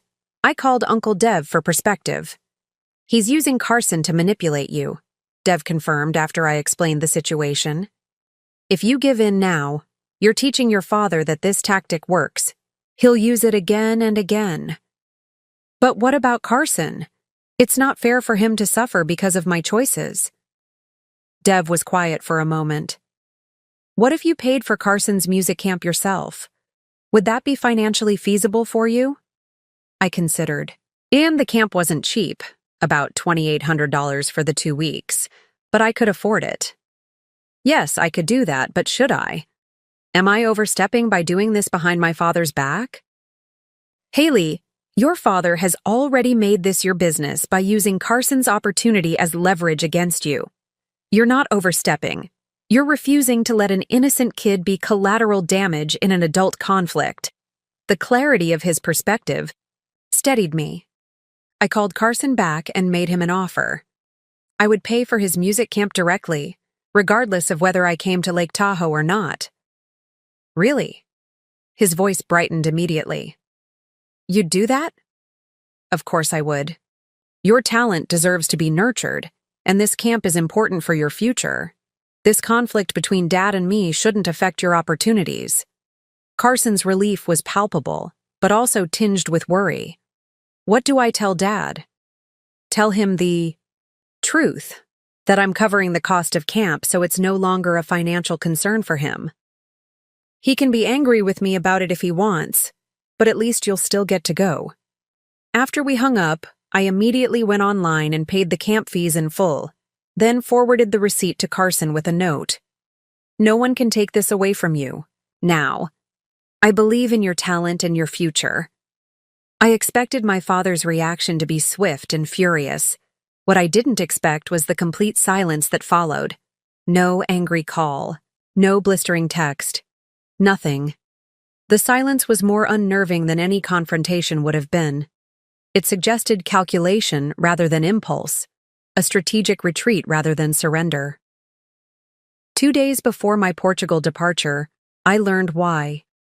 Jade called, not texted, not emailed, but actually placed a voice call, something she rarely did. "Haley, I'm calling about the beach house," she said, her tone carefully pleasant. "We need to use it the week after Lake Tahoe." I nearly dropped the phone in surprise. After everything that had happened, after all the accusations and manipulations, they were asking to use my property? "The beach house isn't available," I said once I'd recovered my composure. "Why would you need it anyway? Won't you be tired of vacation after a week at the lake?" Jade's pleasant tone slipped slightly. "Your father has some important clients coming to town. He promised them an oceanfront experience. Your house would be perfect." The audacity was breathtaking. My father, who had explicitly excluded me from the family vacation, who had attempted to use Carson's future as leverage against me, now wanted access to my home for his business purposes. "No," I said simply. "No?" She sounded genuinely shocked. "But you've always let us use the house before." "Things have changed." "This is important for your father's business, Haley. These clients could mean a huge commission. You know how much the family relies on those." The irony of her using the word family wasn't lost on me. "The beach house isn't available," I repeated. "You'll need to make other arrangements." "This is because of the Tahoe trip, isn't it?" Her voice hardened. "You're punishing your father because your feelings got hurt." "This isn't punishment, Jade. This is consequence. Dad made it clear I'm not part of the immediate family. I'm simply adjusting my behavior to match that reality. My resources aren't automatically available to people who don't consider me family when it's convenient for them."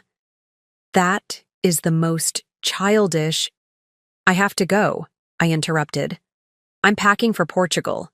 I hope you find suitable accommodations for Dad's clients." I ended the call before she could respond, then immediately shut off my phone. I'd expected to feel guilty or anxious after refusing their request, but instead, I felt a surprising sense of calm. My boundaries were holding. I was no longer allowing myself to be used when it was convenient while being excluded when it wasn't. The why. Next day, as I finished my packing and prepared for my early morning flight, I received a text from an unknown number. It turned out to be from Sky, using a friend's phone since I'd muted the family group chat.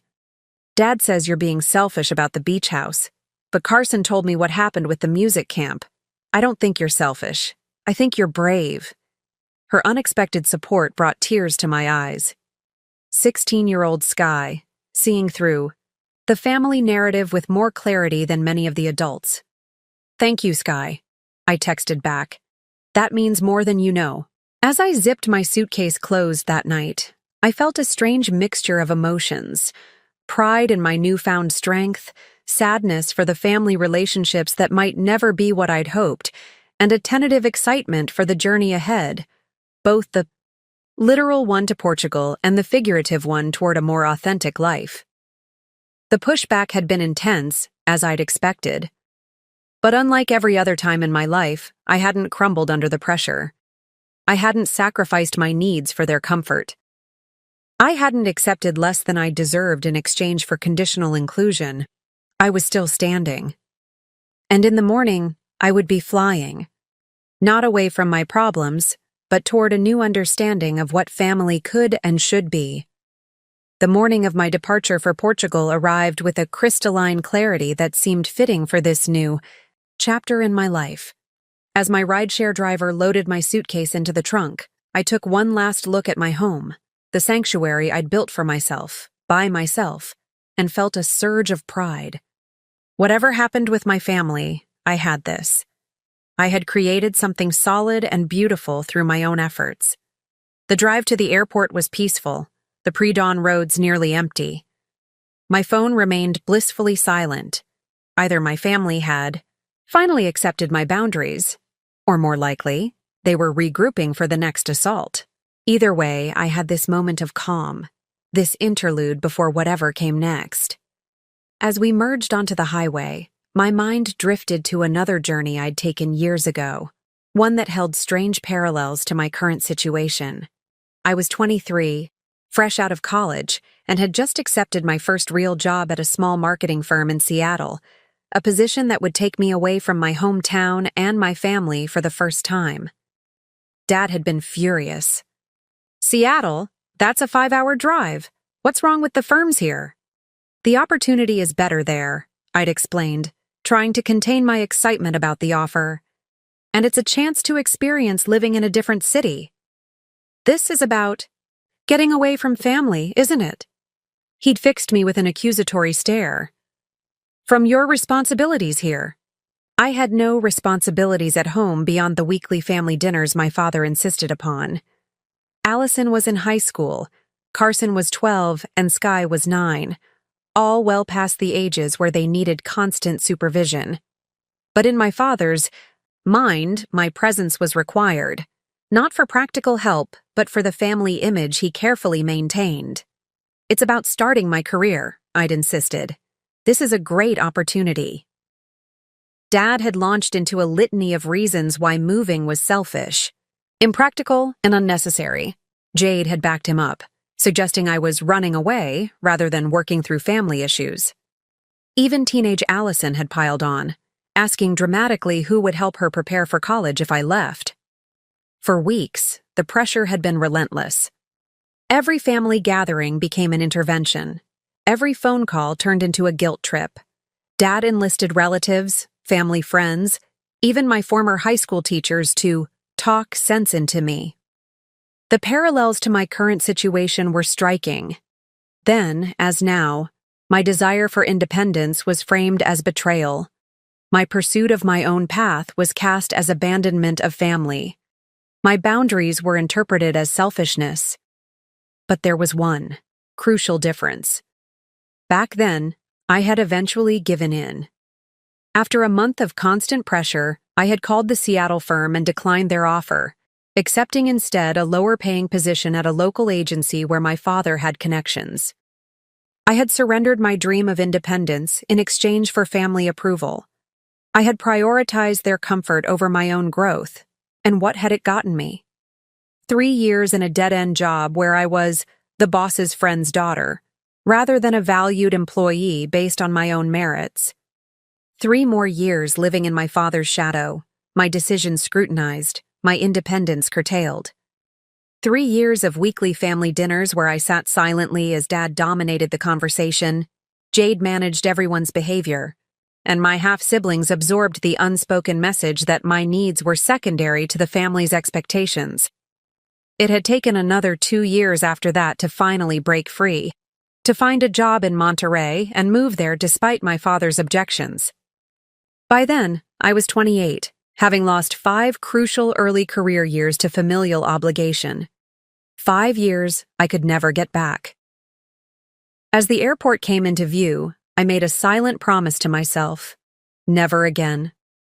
Never again would I sacrifice my well-being for approval that was always conditional, always just out of reach. Never again would I shrink myself to fit into the narrow space my family allocated to me. At the terminal, I checked my bag and made my way through security, feeling lighter with each step. My Portugal adventure awaited. 10 days of exploration, beauty, and freedom. 10 days of being answerable only to myself and my own desires. Just before boarding, I turned my phone back, on to download my entertainment for the flight. A text from Dad appeared immediately. "Your refusal to let us use the beach house is childish and hurtful. We'll discuss this when you return." In the past, a message like this would have sent me into a spiral of anxiety and guilt.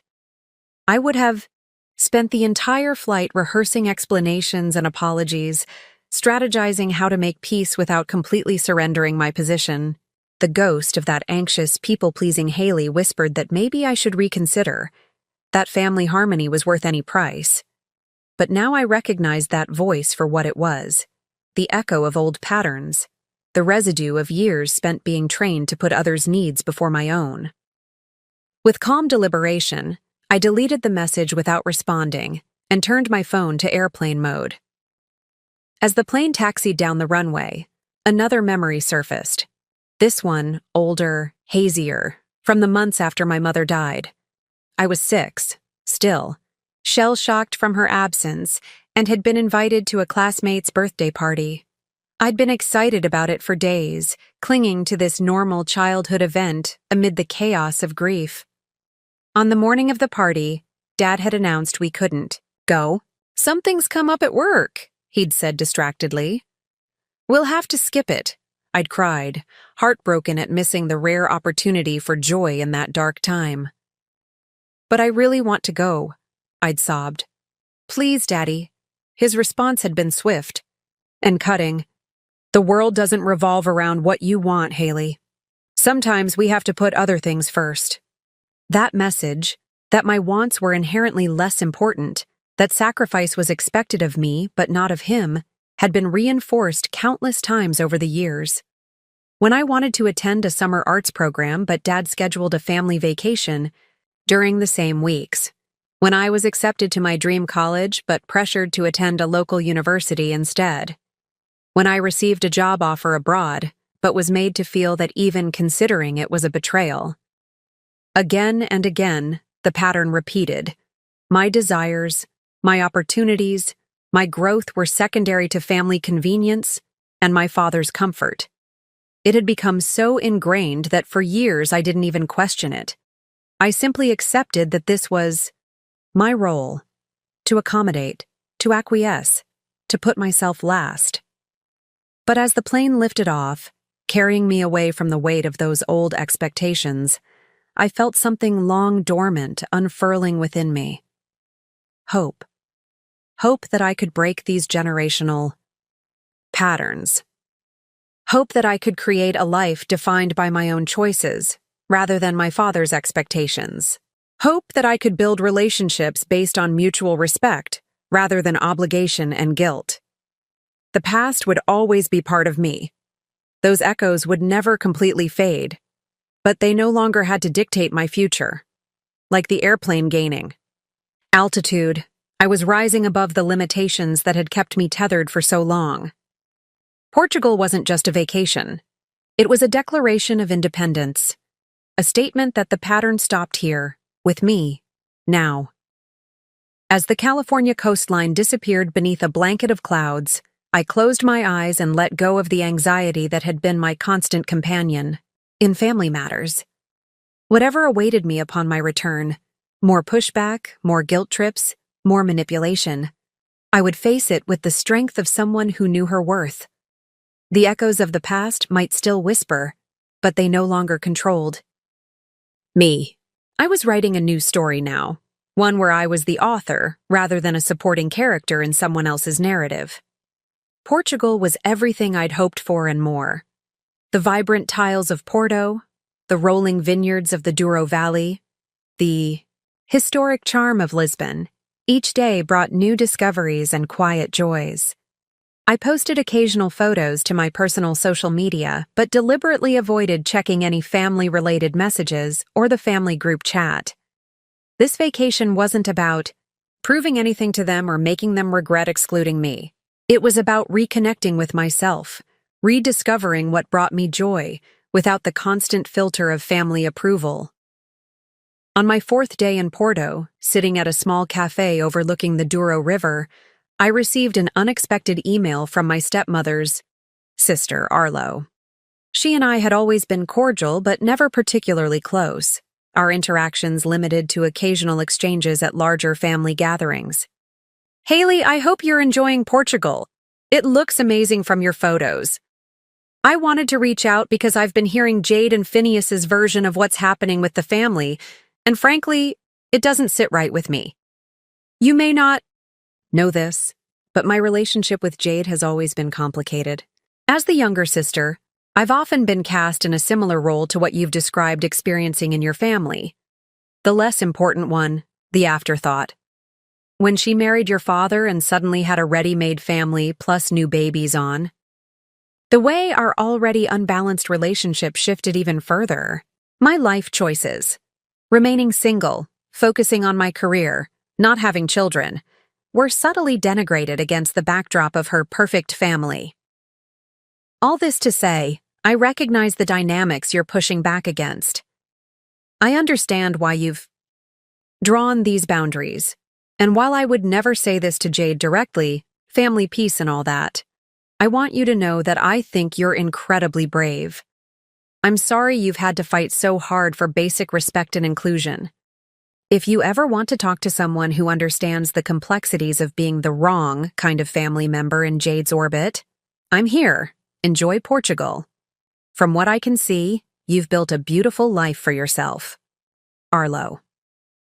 I read the email twice, tears welling in my eyes. The validation from such an unexpected source, someone from Jade's side of the family, someone who had witnessed the dynamics from a different angle but reached the same conclusions, was powerfully affirming. I wrote back immediately, thanking Arlo for her support and sharing a bit more about my Portugal adventures. By the end of the day, we'd exchanged several more messages, finding surprising common ground in our experiences with the family hierarchy. Arlo's outreach was just the first of several unexpected allies who emerged during my time away. On day 6, as I explored the historic Alfama district in Lisbon, I received a text from my father's administrative assistant, Sky, no relation to my half-sister, a woman who had worked for him for over 15 years and whom I'd always liked but never really known well. Hope it's okay to message you directly. Your dad asked me to research alternative accommodations for some clients since plans changed with his beach house. Just wanted you to know he's been bad-mouthing you around the office, saying you're going through some kind of crisis. Several of us who've worked with him for years can read between the lines. Whatever's happening, stay strong. Some of us see more than he realizes. The message stunned me. I'd always assumed my father's professional persona was different from how he behaved at home, more controlled, more reasonable. The idea that his colleagues had witnessed enough of his behavior to read between the lines of the current situation was both validating and slightly embarrassing. I sent a brief thank you to Sky, appreciating her risk in reaching out, but not wanting to put her in an awkward position by sharing too many details. The most surprising ally emerged the day before I was set to return home. I was having dinner at a small restaurant near my hotel when my phone rang with a number I didn't recognize. Normally, I would have let it go to voicemail, but something prompted me to answer. Haley? It's Jade's mother, Maureen. My heart sank. Maureen and I had always had a strained relationship at best. As Jade's mother, she had entered my life when I was 7, positioning herself as a grandmother figure while subtly reinforcing the message that I wasn't quite as important as her real grandchildren. Hello, Maureen, I said cautiously. Is everything okay? Everything's fine, she assured me quickly. I'm calling because, well, this is difficult for me to say, but I owe you an apology. Of all the things I'd expected her to say, an apology wasn't even on the list. An apology? Yes. She took an audible breath. I've not been fair to you over the years. When Jade married your father, I was so excited about being a grandmother that I didn't stop to consider what you had lost. Your mother was gone, and instead of being an additional source of love and support in your life, I focused entirely on the new babies when they came along. I sat in stunned silence as she continued. I'm ashamed to admit this, but I think I viewed you as competition, in a way. For Jade's attention, for Phineas's resources, you were a reminder of his previous life, previous commitments. So I participated in pushing you to the margins of the family, treating you as less deserving of attention and care. It was wrong of me, and I'm truly sorry. What? What brought this on? I finally managed to ask. Believe it or not, it was something Carson said. Her voice softened. He called me last week, very upset about this whole vacation situation. He said something that struck me deeply, that you were the only person in the family who treated him like an individual rather than an extension of his parents. That made me reflect on how I've treated you all these years, and I didn't like what I saw. The thought of 17-year-old Carson standing up for me to his grandmother, risking disapproval to speak truth about family dynamics, brought fresh tears to my eyes. I appreciate you saying this, Maureen. It means a lot. I know. An apology doesn't erase years of behavior, she acknowledged. But I wanted you to know that I see it now, and I respect the boundaries you're setting, even if Jade and Phineas don't understand them yet. After we hung up, I sat at my table long after my meal was finished, processing this unexpected conversation. Maureen's apology couldn't undo the past, but it represented something I'd never truly experienced from my father's side of the family. Accountability. The simple acknowledgement that their treatment of me had been unfair and hurtful felt revolutionary. That night, as I packed for my return journey, I reflected on how much had changed in just a few short weeks. By standing firm in my truth, by refusing to accept the unacceptable any longer, I had not only begun healing myself, but had somehow created space for others to reflect on their own roles in the family dynamic. Arlo, Office Sky, Maureen, 3. People who had witnessed the patterns from different vantage points, and had independently reached similar conclusions about the unfairness of my position. Their support didn't erase the hurt or magically fix the deeper issues with my father and Jade, but it reassured me that I wasn't crazy, that I wasn't too sensitive, that what I had experienced was real and valid. As I zipped my suitcase closed, I realized something important. I was not alone. The narrative my father had tried to establish, that I was the problem, that I was being selfish and unreasonable, hadn't convinced everyone. There were people who saw through it, who recognized the truth even when it wasn't convenient or comfortable. For someone who had spent most of her life feeling isolated within her own family, this realization was profoundly healing. I might be returning to face more conflict, more pushback, more attempts to bring me back into the old patterns, but I would be doing so with the knowledge that others stood with me, even if silently or from a distance. The unexpected allies had given me something beyond validation. They had given me hope that change was possible, that speaking truth could create ripples beyond my own immediate experience, that perhaps, in time, different kinds of relationships could emerge from the ashes of the old ones. I fell asleep that night with a sense of peace I hadn't expected to find on this journey.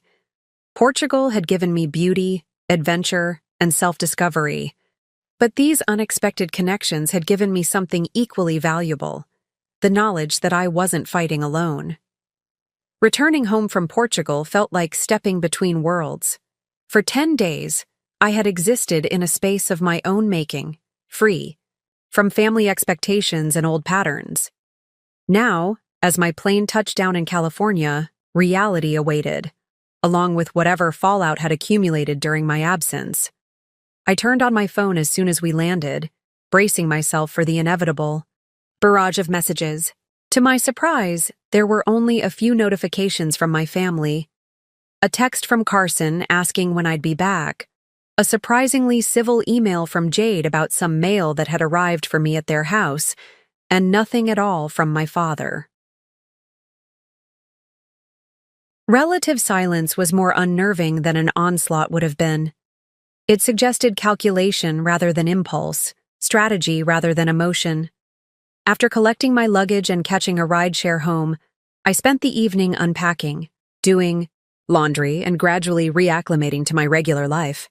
I posted a final set of Portugal photos to social media, sent thank you messages to the unexpected allies who had reached out during my trip, and prepared for my return to work the following day.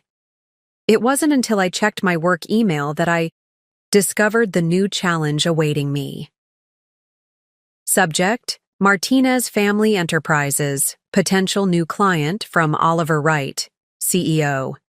Haley, hope you had a great vacation. While you were away, we received an interesting new business inquiry that I think you should handle personally. Martinez Family Enterprises is looking to rebrand their real estate division and expand their digital marketing strategy. Given your expertise in both areas, you're the natural choice to lead this account. Their CEO, Phineas Martinez, specifically requested to work with our top talent. I assured him that's exactly what he'd get with you on the project. Let's discuss details when you're back in the office tomorrow. Oliver. I stared at the screen, blood rushing in my ears. My father had done the unthinkable. He had deliberately entangled our professional worlds, creating a situation where I would be forced to either work with him directly or explain to my boss why I couldn't. It was a masterful power play. If I refused the assignment, I would appear unprofessional and potentially damage my standing at the company. If I accepted it, I would be right back in the dynamic I had been trying to escape. My father exercising control over my time, my attention, my professional reputation. The calculated nature of it left me breathless. He must have researched my company, reached out while I was away to ensure I couldn't intervene, and positioned the opportunity in a way my boss couldn't refuse. All to force me back into orbit around him on his terms. I closed my laptop and walked out to the deck, needing the open air to think clearly. The ocean stretched before me, dark and vast in the night. The rhythmic crash of waves usually soothing but now barely registering through my churning thoughts. What were my options? I could accept the assignment and try to maintain professional boundaries, though history suggested that would be nearly impossible with my father involved. I could refuse it and risk my professional standing. I could go to Oliver with a partial explanation of the conflict of interest, though that would mean bringing personal issues into my workplace, something I had always strenuously avoided. None of the options felt good. Each carried significant potential costs, either to my hard-won boundaries or to my career. I slept poorly that night, waking repeatedly to consider and reconsider my approach. By morning, I had settled on a strategy. Not a perfect one, but the best I could devise under the circumstances. At the office, I requested a private meeting with Oliver before the day's scheduled activities began. "Welcome back," he greeted me warmly. "Portugal looks amazing from your photos. Ready to dive into the Martinez project? It could be a significant account for us." "About that," I said carefully, "I need to disclose something important. Phineas Martinez is my father." Oliver's eyebrows shot up. "Your father? Why didn't you mention this before?" "We're not close," I explained, keeping my tone neutral. "And I've always been careful to maintain separation between my personal and professional lives." "I see," Oliver said, though his expression suggested he didn't entirely. "Well, this could actually be an advantage. Inside knowledge of the company, family connection to the CEO." "Actually," I interrupted gently, "it presents some complications. There's a reason I've kept my professional and family lives separate. The dynamic between my father and me can be challenging." Oliver leaned back in his chair, studying me. In the 5 years I'd worked for him, I had never brought personal issues into our professional relationship. My disclosure now clearly signaled the seriousness of the situation. "Tell me what you're comfortable sharing," he said finally. I took a deep breath. "My father and I have different perspectives on appropriate boundaries. He tends to blur lines in ways that can become problematic. I'm concerned that if I lead this account, those issues will affect my ability to serve the client effectively." "You think he sought out our company specifically because you work here?" "I'm certain of it," I said. "And not because he wants to support my career." Oliver was quiet for a moment, processing this. Would you feel comfortable working on the account if you weren't the lead? Perhaps in a supporting role with less direct client contact? It was a reasonable compromise, one that would preserve my professional standing while creating some buffer between my father and me. But something in me rebelled at the thought of any involvement, any crack in the boundaries I had worked so hard to establish. I need to be completely honest, I said slowly. I believe my father pursued this relationship with our company as a way to regain access to me after I've established some necessary distance. If I participate in the project, in any capacity, it validates that tactic. Oliver's expression shifted from confusion to concern. Haley, is there something more serious going on that I should be aware of? As your employer, I need to know if there's a situation that could affect your safety or well-being at work. It's nothing like that, I assured him quickly. Just a power struggle, I suppose. For years, I've allowed family dynamics to dictate terms in my life. Recently, I've started setting healthier boundaries. This feels like an attempt to circumvent those boundaries by bringing the conflict into my professional space. Understanding dawned in Oliver's eyes. I see. And by declining to work with him in any capacity, you're maintaining those boundaries. Yes. Exactly, he nodded thoughtfully. Family business can be complicated.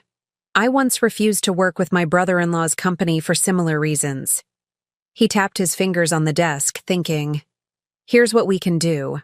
I'll handle the initial meetings. Myself, assess whether this is actually a good fit for our company. If we do move forward, I'll assign Dev's team to the account. They have comparable expertise to yours. You won't be involved at all. Not even in internal discussions about the project. Relief washed through me. Thank you for understanding. I value your work too much to put you in an untenable position, Oliver said simply. And frankly, I don't appreciate potential clients using our business relationships for personal leverage. It raises questions about their integrity as partners. I left the meeting feeling both relieved and uneasy. Oliver's support was reassuring. But my father's willingness to invade my professional space was deeply unsettling. It suggested he wasn't simply resistant to my new boundaries, he was actively seeking ways to undermine them. That evening, Carson called as I was preparing dinner.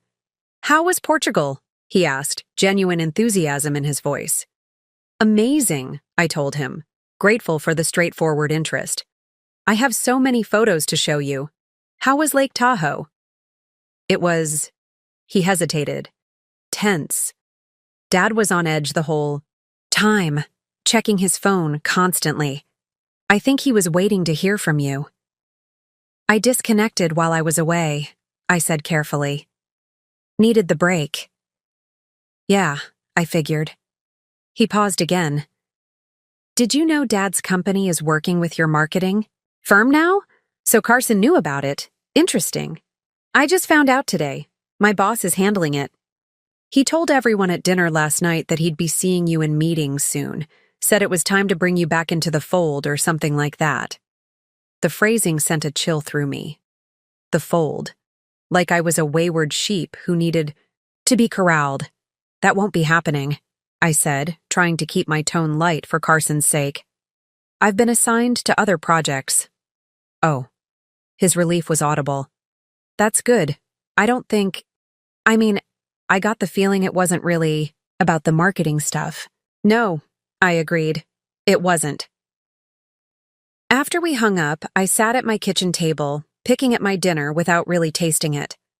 My father's attempt to force contact through my workplace had been thwarted, but the attempt itself revealed something important. He was escalating. Traditional guilt and manipulation hadn't worked. The silent treatment hadn't worked. Now he was looking for pressure points, vulnerabilities he could exploit to regain control. What would he try next? And was I prepared for it? The new challenge wasn't just about maintaining boundaries with my father. It was about anticipating his increasingly desperate attempts to break them, about protecting the life I had built from his incursions, about staying firm in my resolve even as the pressure mounted. As I cleared away my barely touched dinner, My phone buzzed with a text from an unknown number. "This is Phineas. Since you've changed your number, I had to get this one from Allison. We need to talk about why you're refusing to work with me on the marketing project. This behavior is unprofessional and embarrassing. Call me immediately." I stared at the message, noting the familiar tactics: the accusation of unprofessionalism, the demand for immediate compliance, the framing of my boundary as unreasonable behavior. In the past, these tactics had worked reliably to bring me back in line. Not anymore. I blocked the number without responding, then sent a quick email to Oliver documenting that my father had somehow obtained my personal number and was attempting to pressure me directly about the work assignment. It felt strange to create a paper trail about family interactions, but instinct told me it was necessary protection. As I prepared for bed that night, I realized that Portugal hadn't been the end of something as I'd half hoped. It had been the beginning of a new kind of challenge, standing firm not just in a moment of emotional clarity, but day after day, as the pressure to revert to old patterns intensified. I was ready. Not because I felt particularly strong or unaffected by the attempted manipulation, but because I had finally understood the cost of surrender. Going backward wasn't an option anymore, no matter how difficult moving forward might be. 3 days after discovering my father's attempt to invade my professional space, I was leaving the office when I spotted his familiar silver Lexus parked across the street. A knot formed in my stomach. I considered ducking back inside, asking a colleague for a ride, avoiding the confrontation entirely. But something in me rebelled against retreating. This was my workplace, my territory. I wouldn't be chased away from it. Taking a deep breath, I walked directly to my car, keys gripped firmly in my hand. As expected, my father emerged from his vehicle when he spotted me, striding across the street with the purposeful gait that had intimidated me since childhood. "Haley." His voice was controlled but tight with anger. "Finally, we need to talk." I faced him squarely, conscious of maintaining physical distance. "This isn't appropriate, Dad. Showing up at my workplace, trying to corner me in the parking lot?" "You've left me no choice," he countered. "You've blocked my calls, ignored my messages, rejected a legitimate business opportunity." "There was nothing legitimate about it," I interrupted, surprising both of us with my directness. "You deliberately sought out my company to force contact after I set clear boundaries." His face flushed. "This victim narrative is getting old, Haley. I reached out to your company because they're highly recommended in the industry. The fact that you work there is a coincidence that could have been advantageous for both of us. The blatant lie might have made me question myself once. Now it just reinforced how necessary my boundaries were. My father wasn't just twisting reality. He was creating an entirely fictional version of events and expecting me to accept it without question. "We both know that's not true," I said calmly. "But it doesn't matter. I'm not discussing this here, in my company parking lot." "Then where? You've made yourself completely unavailable. Your beach house is locked up with some new security code. You've blocked the family from calling or texting. You're acting like we've abused you somehow, when all we've ever done is love and support you." The familiar distortion made something snap inside me. "Is that what you call it? Love and support?" My voice was steady but carried an edge I rarely allowed myself with him. "Telling me a family vacation is just for immediate family? Using Carson's music camp as leverage? Showing up at my workplace to intimidate me?" "No one is intimidating. You?" he scoffed. "You're my daughter. I have a right to speak with you." "You have no rights to me or my time," I said, the clarity of this truth strengthening me.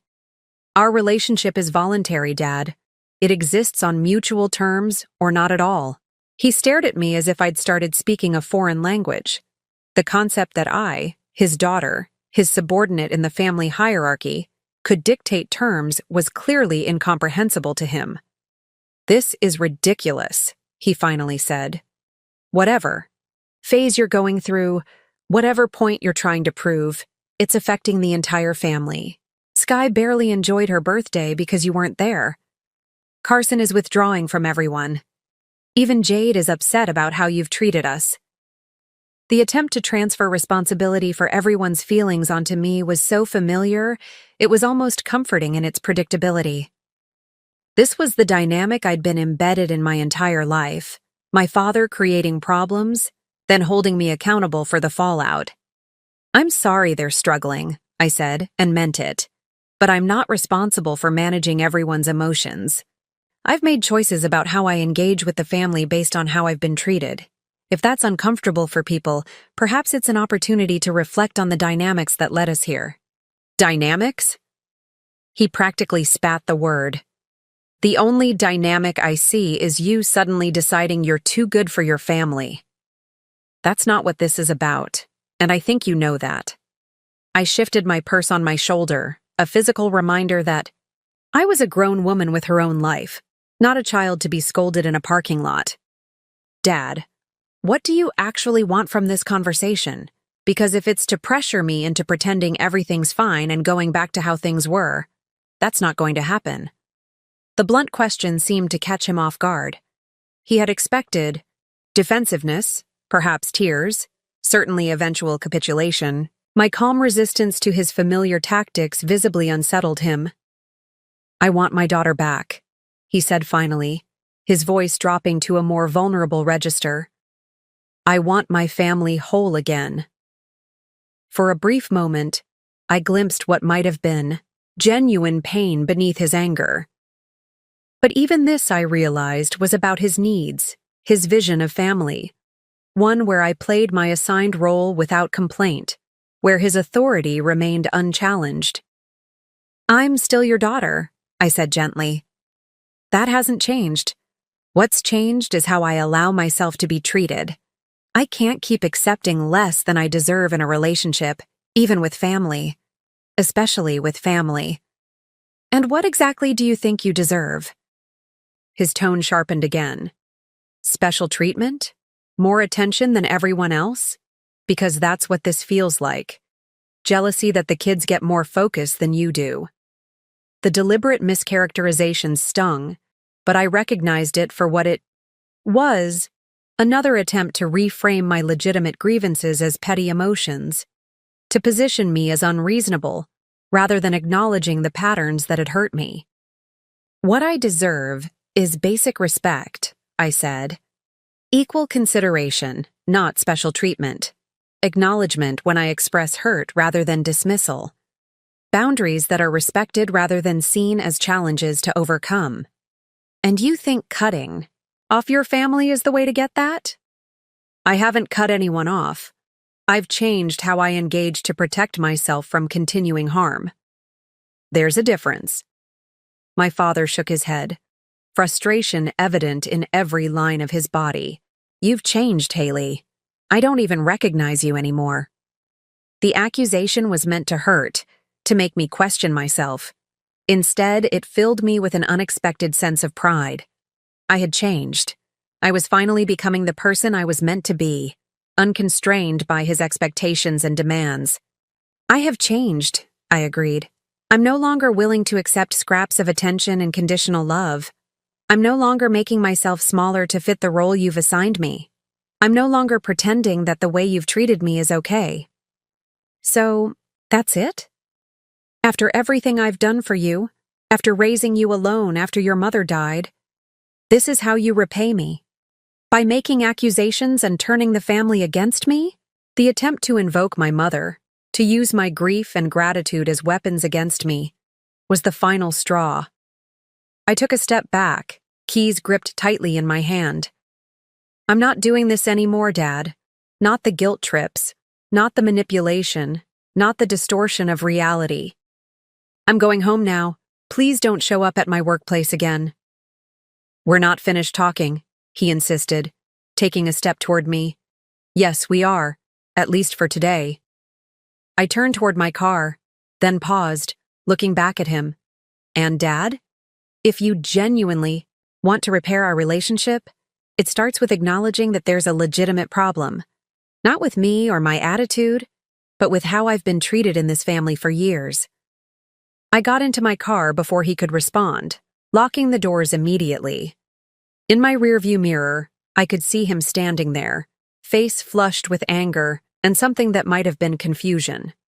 For possibly the first time in our relationship, I had refused to follow his script.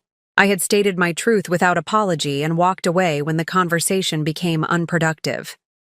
As I drove home, emotions swirled through me. Pride in my newfound strength, sadness for the relationship I had, always wanted but never had, fear of what might come next in this escalating conflict. But beneath it all was a steady, quiet certainty. I had faced him directly, on my terms, and I had remained true to myself. Whatever came next, I could handle it. I was no longer the frightened child desperate for approval, no longer the young woman willing to sacrifice her needs for family harmony.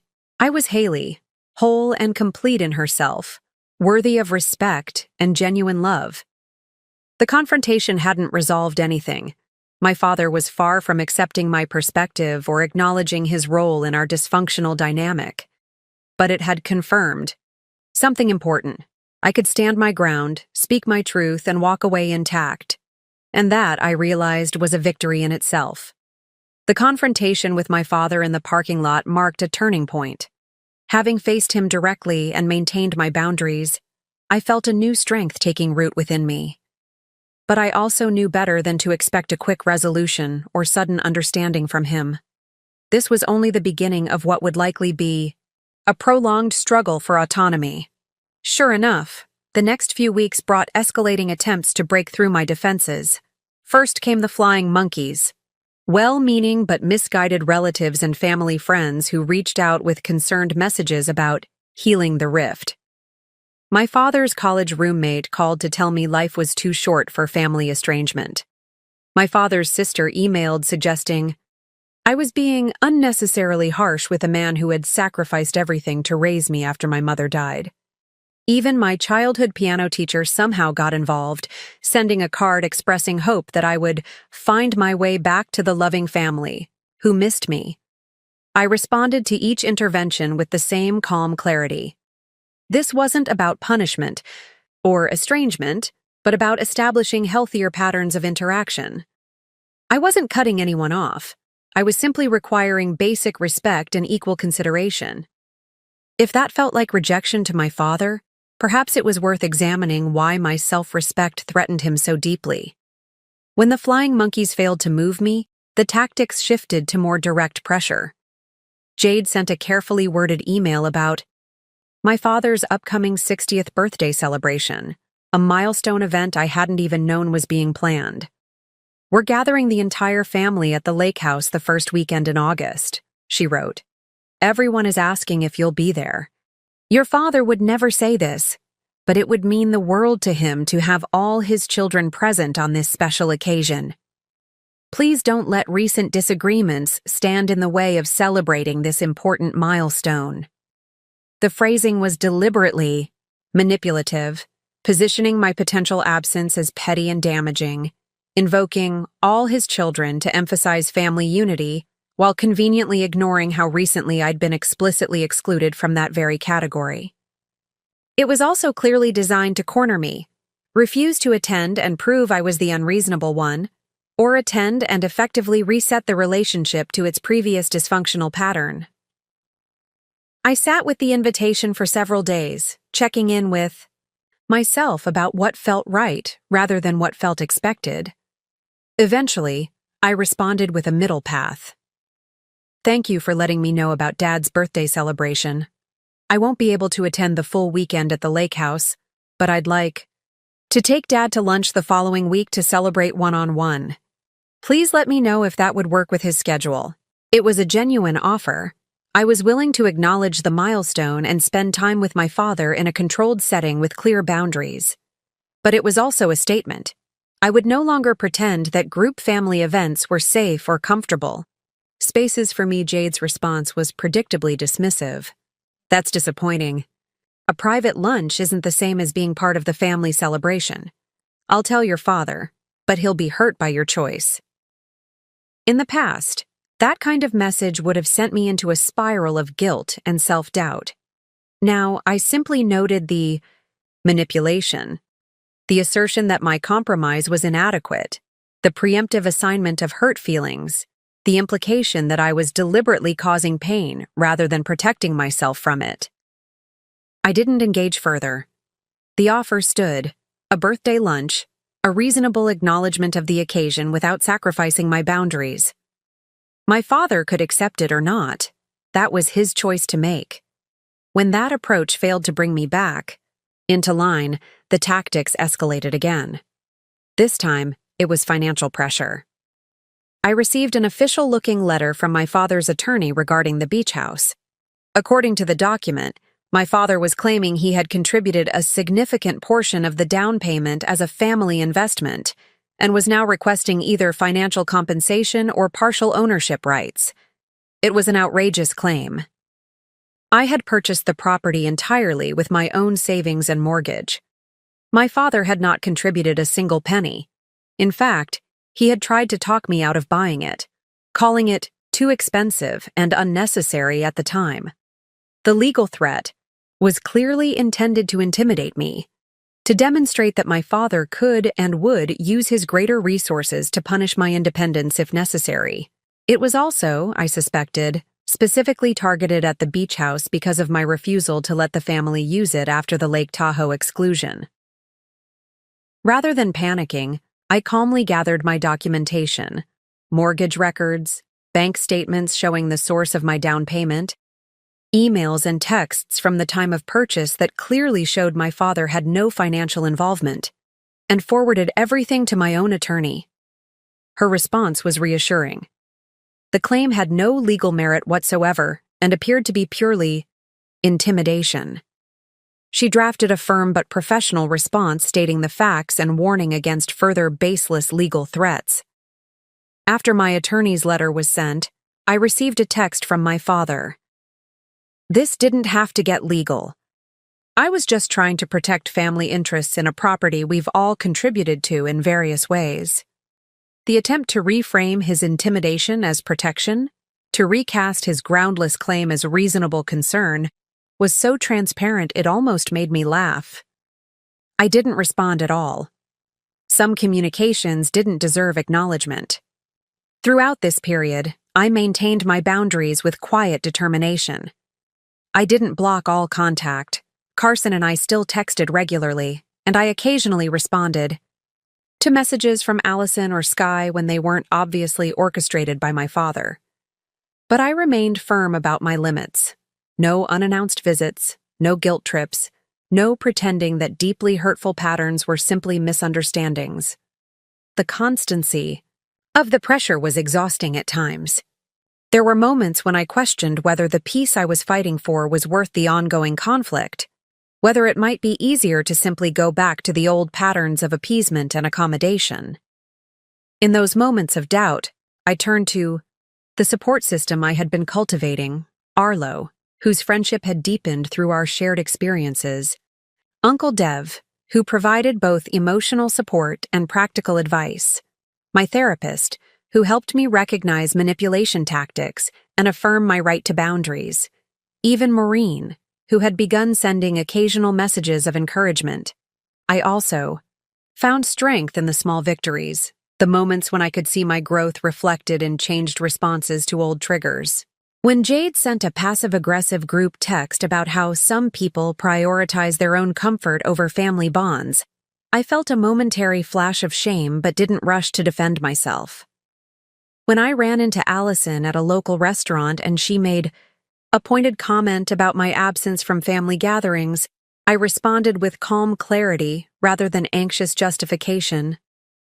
Perhaps the most significant test came 6 weeks after the parking lot confrontation, when my father escalated to what he clearly believed was his nuclear option. He contacted my mother's parents, my maternal grandparents, with whom I had maintained a loving but somewhat distant relationship since their retirement to Arizona years ago. My grandmother called, her voice tight with worry. "Haley, your father called us. He says you're having some kind of breakdown, that you've cut off the family and won't speak to anyone. Is everything all right, dear?" The attempt to triangulate, to use my connection to my mother's memory as leverage, was breathtakingly manipulative. But instead of responding with hurt or anger, I saw an opportunity for greater honesty. "I'm actually doing better than I have in years, Grandma," I said truthfully. "I've started setting some boundaries with Dad and his family that were long overdue. It's causing some tension, but it's necessary for my well-being." Boundaries. She sounded unsure of the concept as it applied to family. Yes. For a long time, I've accepted being treated as less important, less part of the family than Dad's other children. Recently, I decided I deserved better than that. There was a pause. Then my grandmother said something that knocked the breath from my lungs. "Your mother would be proud of you. She always worried that Phineas would, well, that he wouldn't see you clearly after she was gone." "What do you mean?" I asked, my voice barely above a whisper. "Eliza knew your father better than anyone.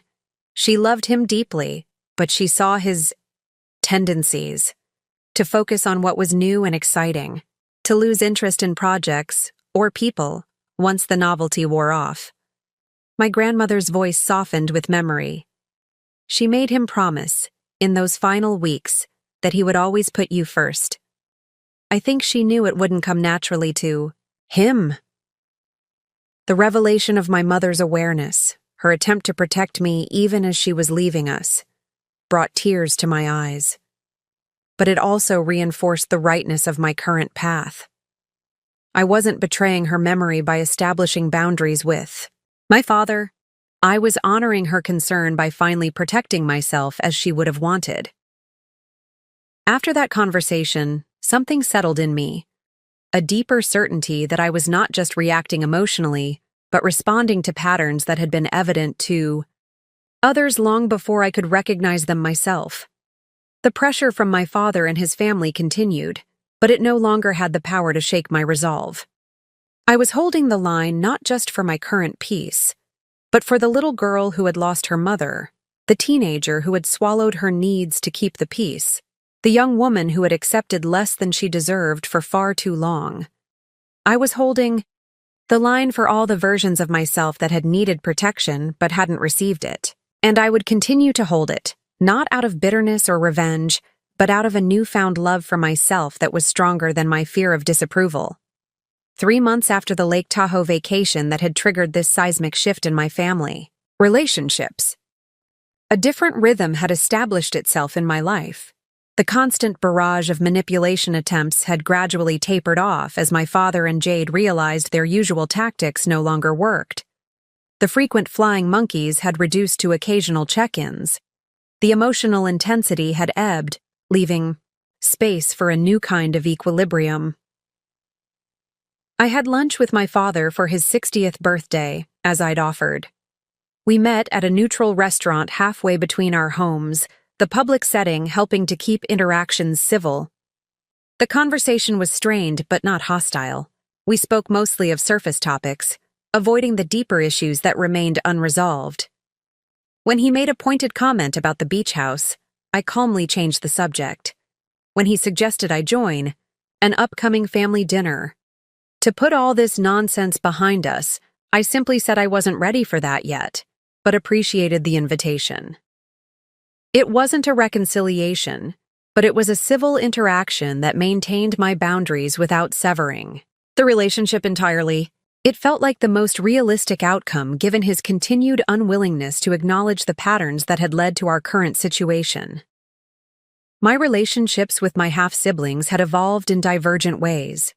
Allison, always the most aligned, with our father's perspective, had largely withdrawn, our communications reduced to occasional likes on social media posts. Sky, surprisingly, had begun reaching out independently, texting me about school projects, asking advice about college applications, maintaining a connection that was tentatively developing its own footing outside the family power structure. Carson. And I had grown closer through the upheaval. At 17, he was increasingly able to see the family dynamics clearly and form his own opinions. We had dinner every few weeks, just the two of us, building a relationship based on genuine connection rather than obligatory family ties. My professional life flourished in the space created by healthier boundaries. Free from frequent family interruptions and emotional drainage, I secured a major new client and received a substantial promotion at work. The beach house, once a constant revolving door of family use, became truly mine. A sanctuary where I could invite friends for weekend getaways, host small dinner parties, or simply enjoy solitude without fear of unannounced visitors. I resumed occasional contact with extended family members who had shown respect for my boundaries, including a deepening friendship with Aunt Arlo that was evolving into a meaningful connection independent of her relationship with Jade. Uncle Dev and I spoke weekly, rebuilding a relationship that felt increasingly important as I reconstructed my understanding of my early childhood and my mother's memory. The most significant change, however, was internal. The constant background anxiety that had been my lifelong companion, the fear of disapproval, the compulsive need to check my phone for family messages, the automatic prioritization of others' needs over my own, had receded dramatically. In its place was a growing sense of confidence in my own judgment and worth. Was it perfect? No. There were still difficult days, still moments when old guilt surfaced, still occasional new attempts at manipulation that required fresh responses. But these were ripples on the surface of a life that had fundamentally transformed. This new normal wasn't defined by the absence of my original family, but by the presence of healthier relationships, with them when possible, with others when not, and most importantly, with myself. 1 year to the day after the group chat message that had started it all, that moment when I discovered I wasn't included in the immediate family vacation plans, I sat on my deck watching the sunset over Monterey Bay. The anniversary hadn't gone unnoticed. I had deliberately taken the day off work to reflect on the journey of the past 12 months. So much had changed in a single year. External circumstances, certainly. Relationships reconfigured, boundaries established, patterns broken. But the most profound changes had been internal. The shifts in perspective that had allowed me to see clearly what had been obscured for decades by guilt, obligation, and desperate hope for approval. The wisdom gained through this challenging year could be distilled into several truths that I now carried with me. First, I had learned that love without respect is not really love at all. True love sees the other person clearly and honors their autonomy. It doesn't demand submission, doesn't withhold affection as punishment, doesn't treat the relationship as conditional upon compliance. What my father had offered was not love, but control disguised as care, possession masked as protection. Second, I had discovered that family is defined by behavior, not blood. The accident of birth or marriage creates biological or legal connections, but family, true family, is built through consistent acts of respect, support, and genuine care. Some of my blood relatives had proven themselves incapable of family behavior. Some non-relatives, like Arlo and friends who had supported me through the year's challenges, had demonstrated what family should truly mean. Third, I had finally understood that boundaries are not punishments inflicted on others, but protection extended to oneself. Every time I had maintained a limit despite pressure or guilt, I was not rejecting my father, but respecting myself. This perspective transformed boundaries from negative to positive, from weapons to shields. Fourth, I had realized that I could not heal relationships by allowing them to harm me. For years, I had sacrificed my well-being in hopes that enough self-erasure would eventually earn me the love and inclusion I craved. But meaningful connection could never grow from such unbalanced soil. Only by standing firmly in my truth could I create the possibility of healthier relationships, even if that meant some relationships might not survive the transition. Finally, and perhaps most importantly, I had learned that I was enough, exactly as I was, without contortion or apology. My worth was inherent, not earned through usefulness or compliance. My voice deserved to be heard. My needs deserved consideration. My boundaries deserved respect. This truth, so simple yet so elusive for most of my life, had become the foundation upon which everything else now rested. As the last rays of sun disappeared below the horizon, I thought about the beach house, the property that had become such a flashpoint in the family conflict. My father had seen it as a resource to which he was entitled access. I had finally recognized it as a symbol of my independence, a physical manifestation of boundaries that deserved protection. Just that morning, I had received an email from my father. Brief, somewhat stiff, but noticeably lacking the manipulative tactics that had characterized his communications for most of the past year. Haley, I've been reflecting on things. While I still don't understand or agree with many of your choices this past year, I recognize that my approach hasn't helped the situation. Jade and I are planning a small gathering for Thanksgiving. If you're comfortable attending, you'd be welcome. If not, perhaps we could arrange a different time to meet. Your father. It wasn't an apology. It wasn't an acknowledgement of the patterns I had named, but it was perhaps a small step toward meeting me where I now stood rather than demanding I return to where I had been. I hadn't responded yet. I would, after giving it proper thought and checking in with myself about what felt right. But the fact that I could receive such a message without immediate anxiety, without automatic guilt, without the compulsive need to reply instantly and soothe his feelings, that itself was evidence of how far I had come. The darkness settled around me, stars appearing one by one in the clear night sky. I wasn't the same person I had been a year ago. I was stronger, clearer, more authentically myself.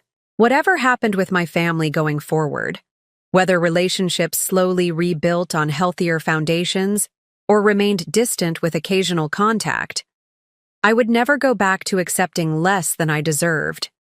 That was the ultimate wisdom. Gained, the quiet, unshakable certainty that I mattered. That I was, and always had been, a real child, deserving of real love. Not just when convenient, not just when compliant, but always.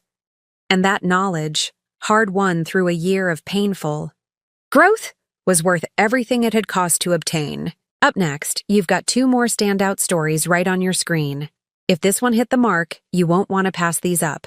Just click and check them out. And don't forget to subscribe and turn on the notification bell so you don't miss any upload from us.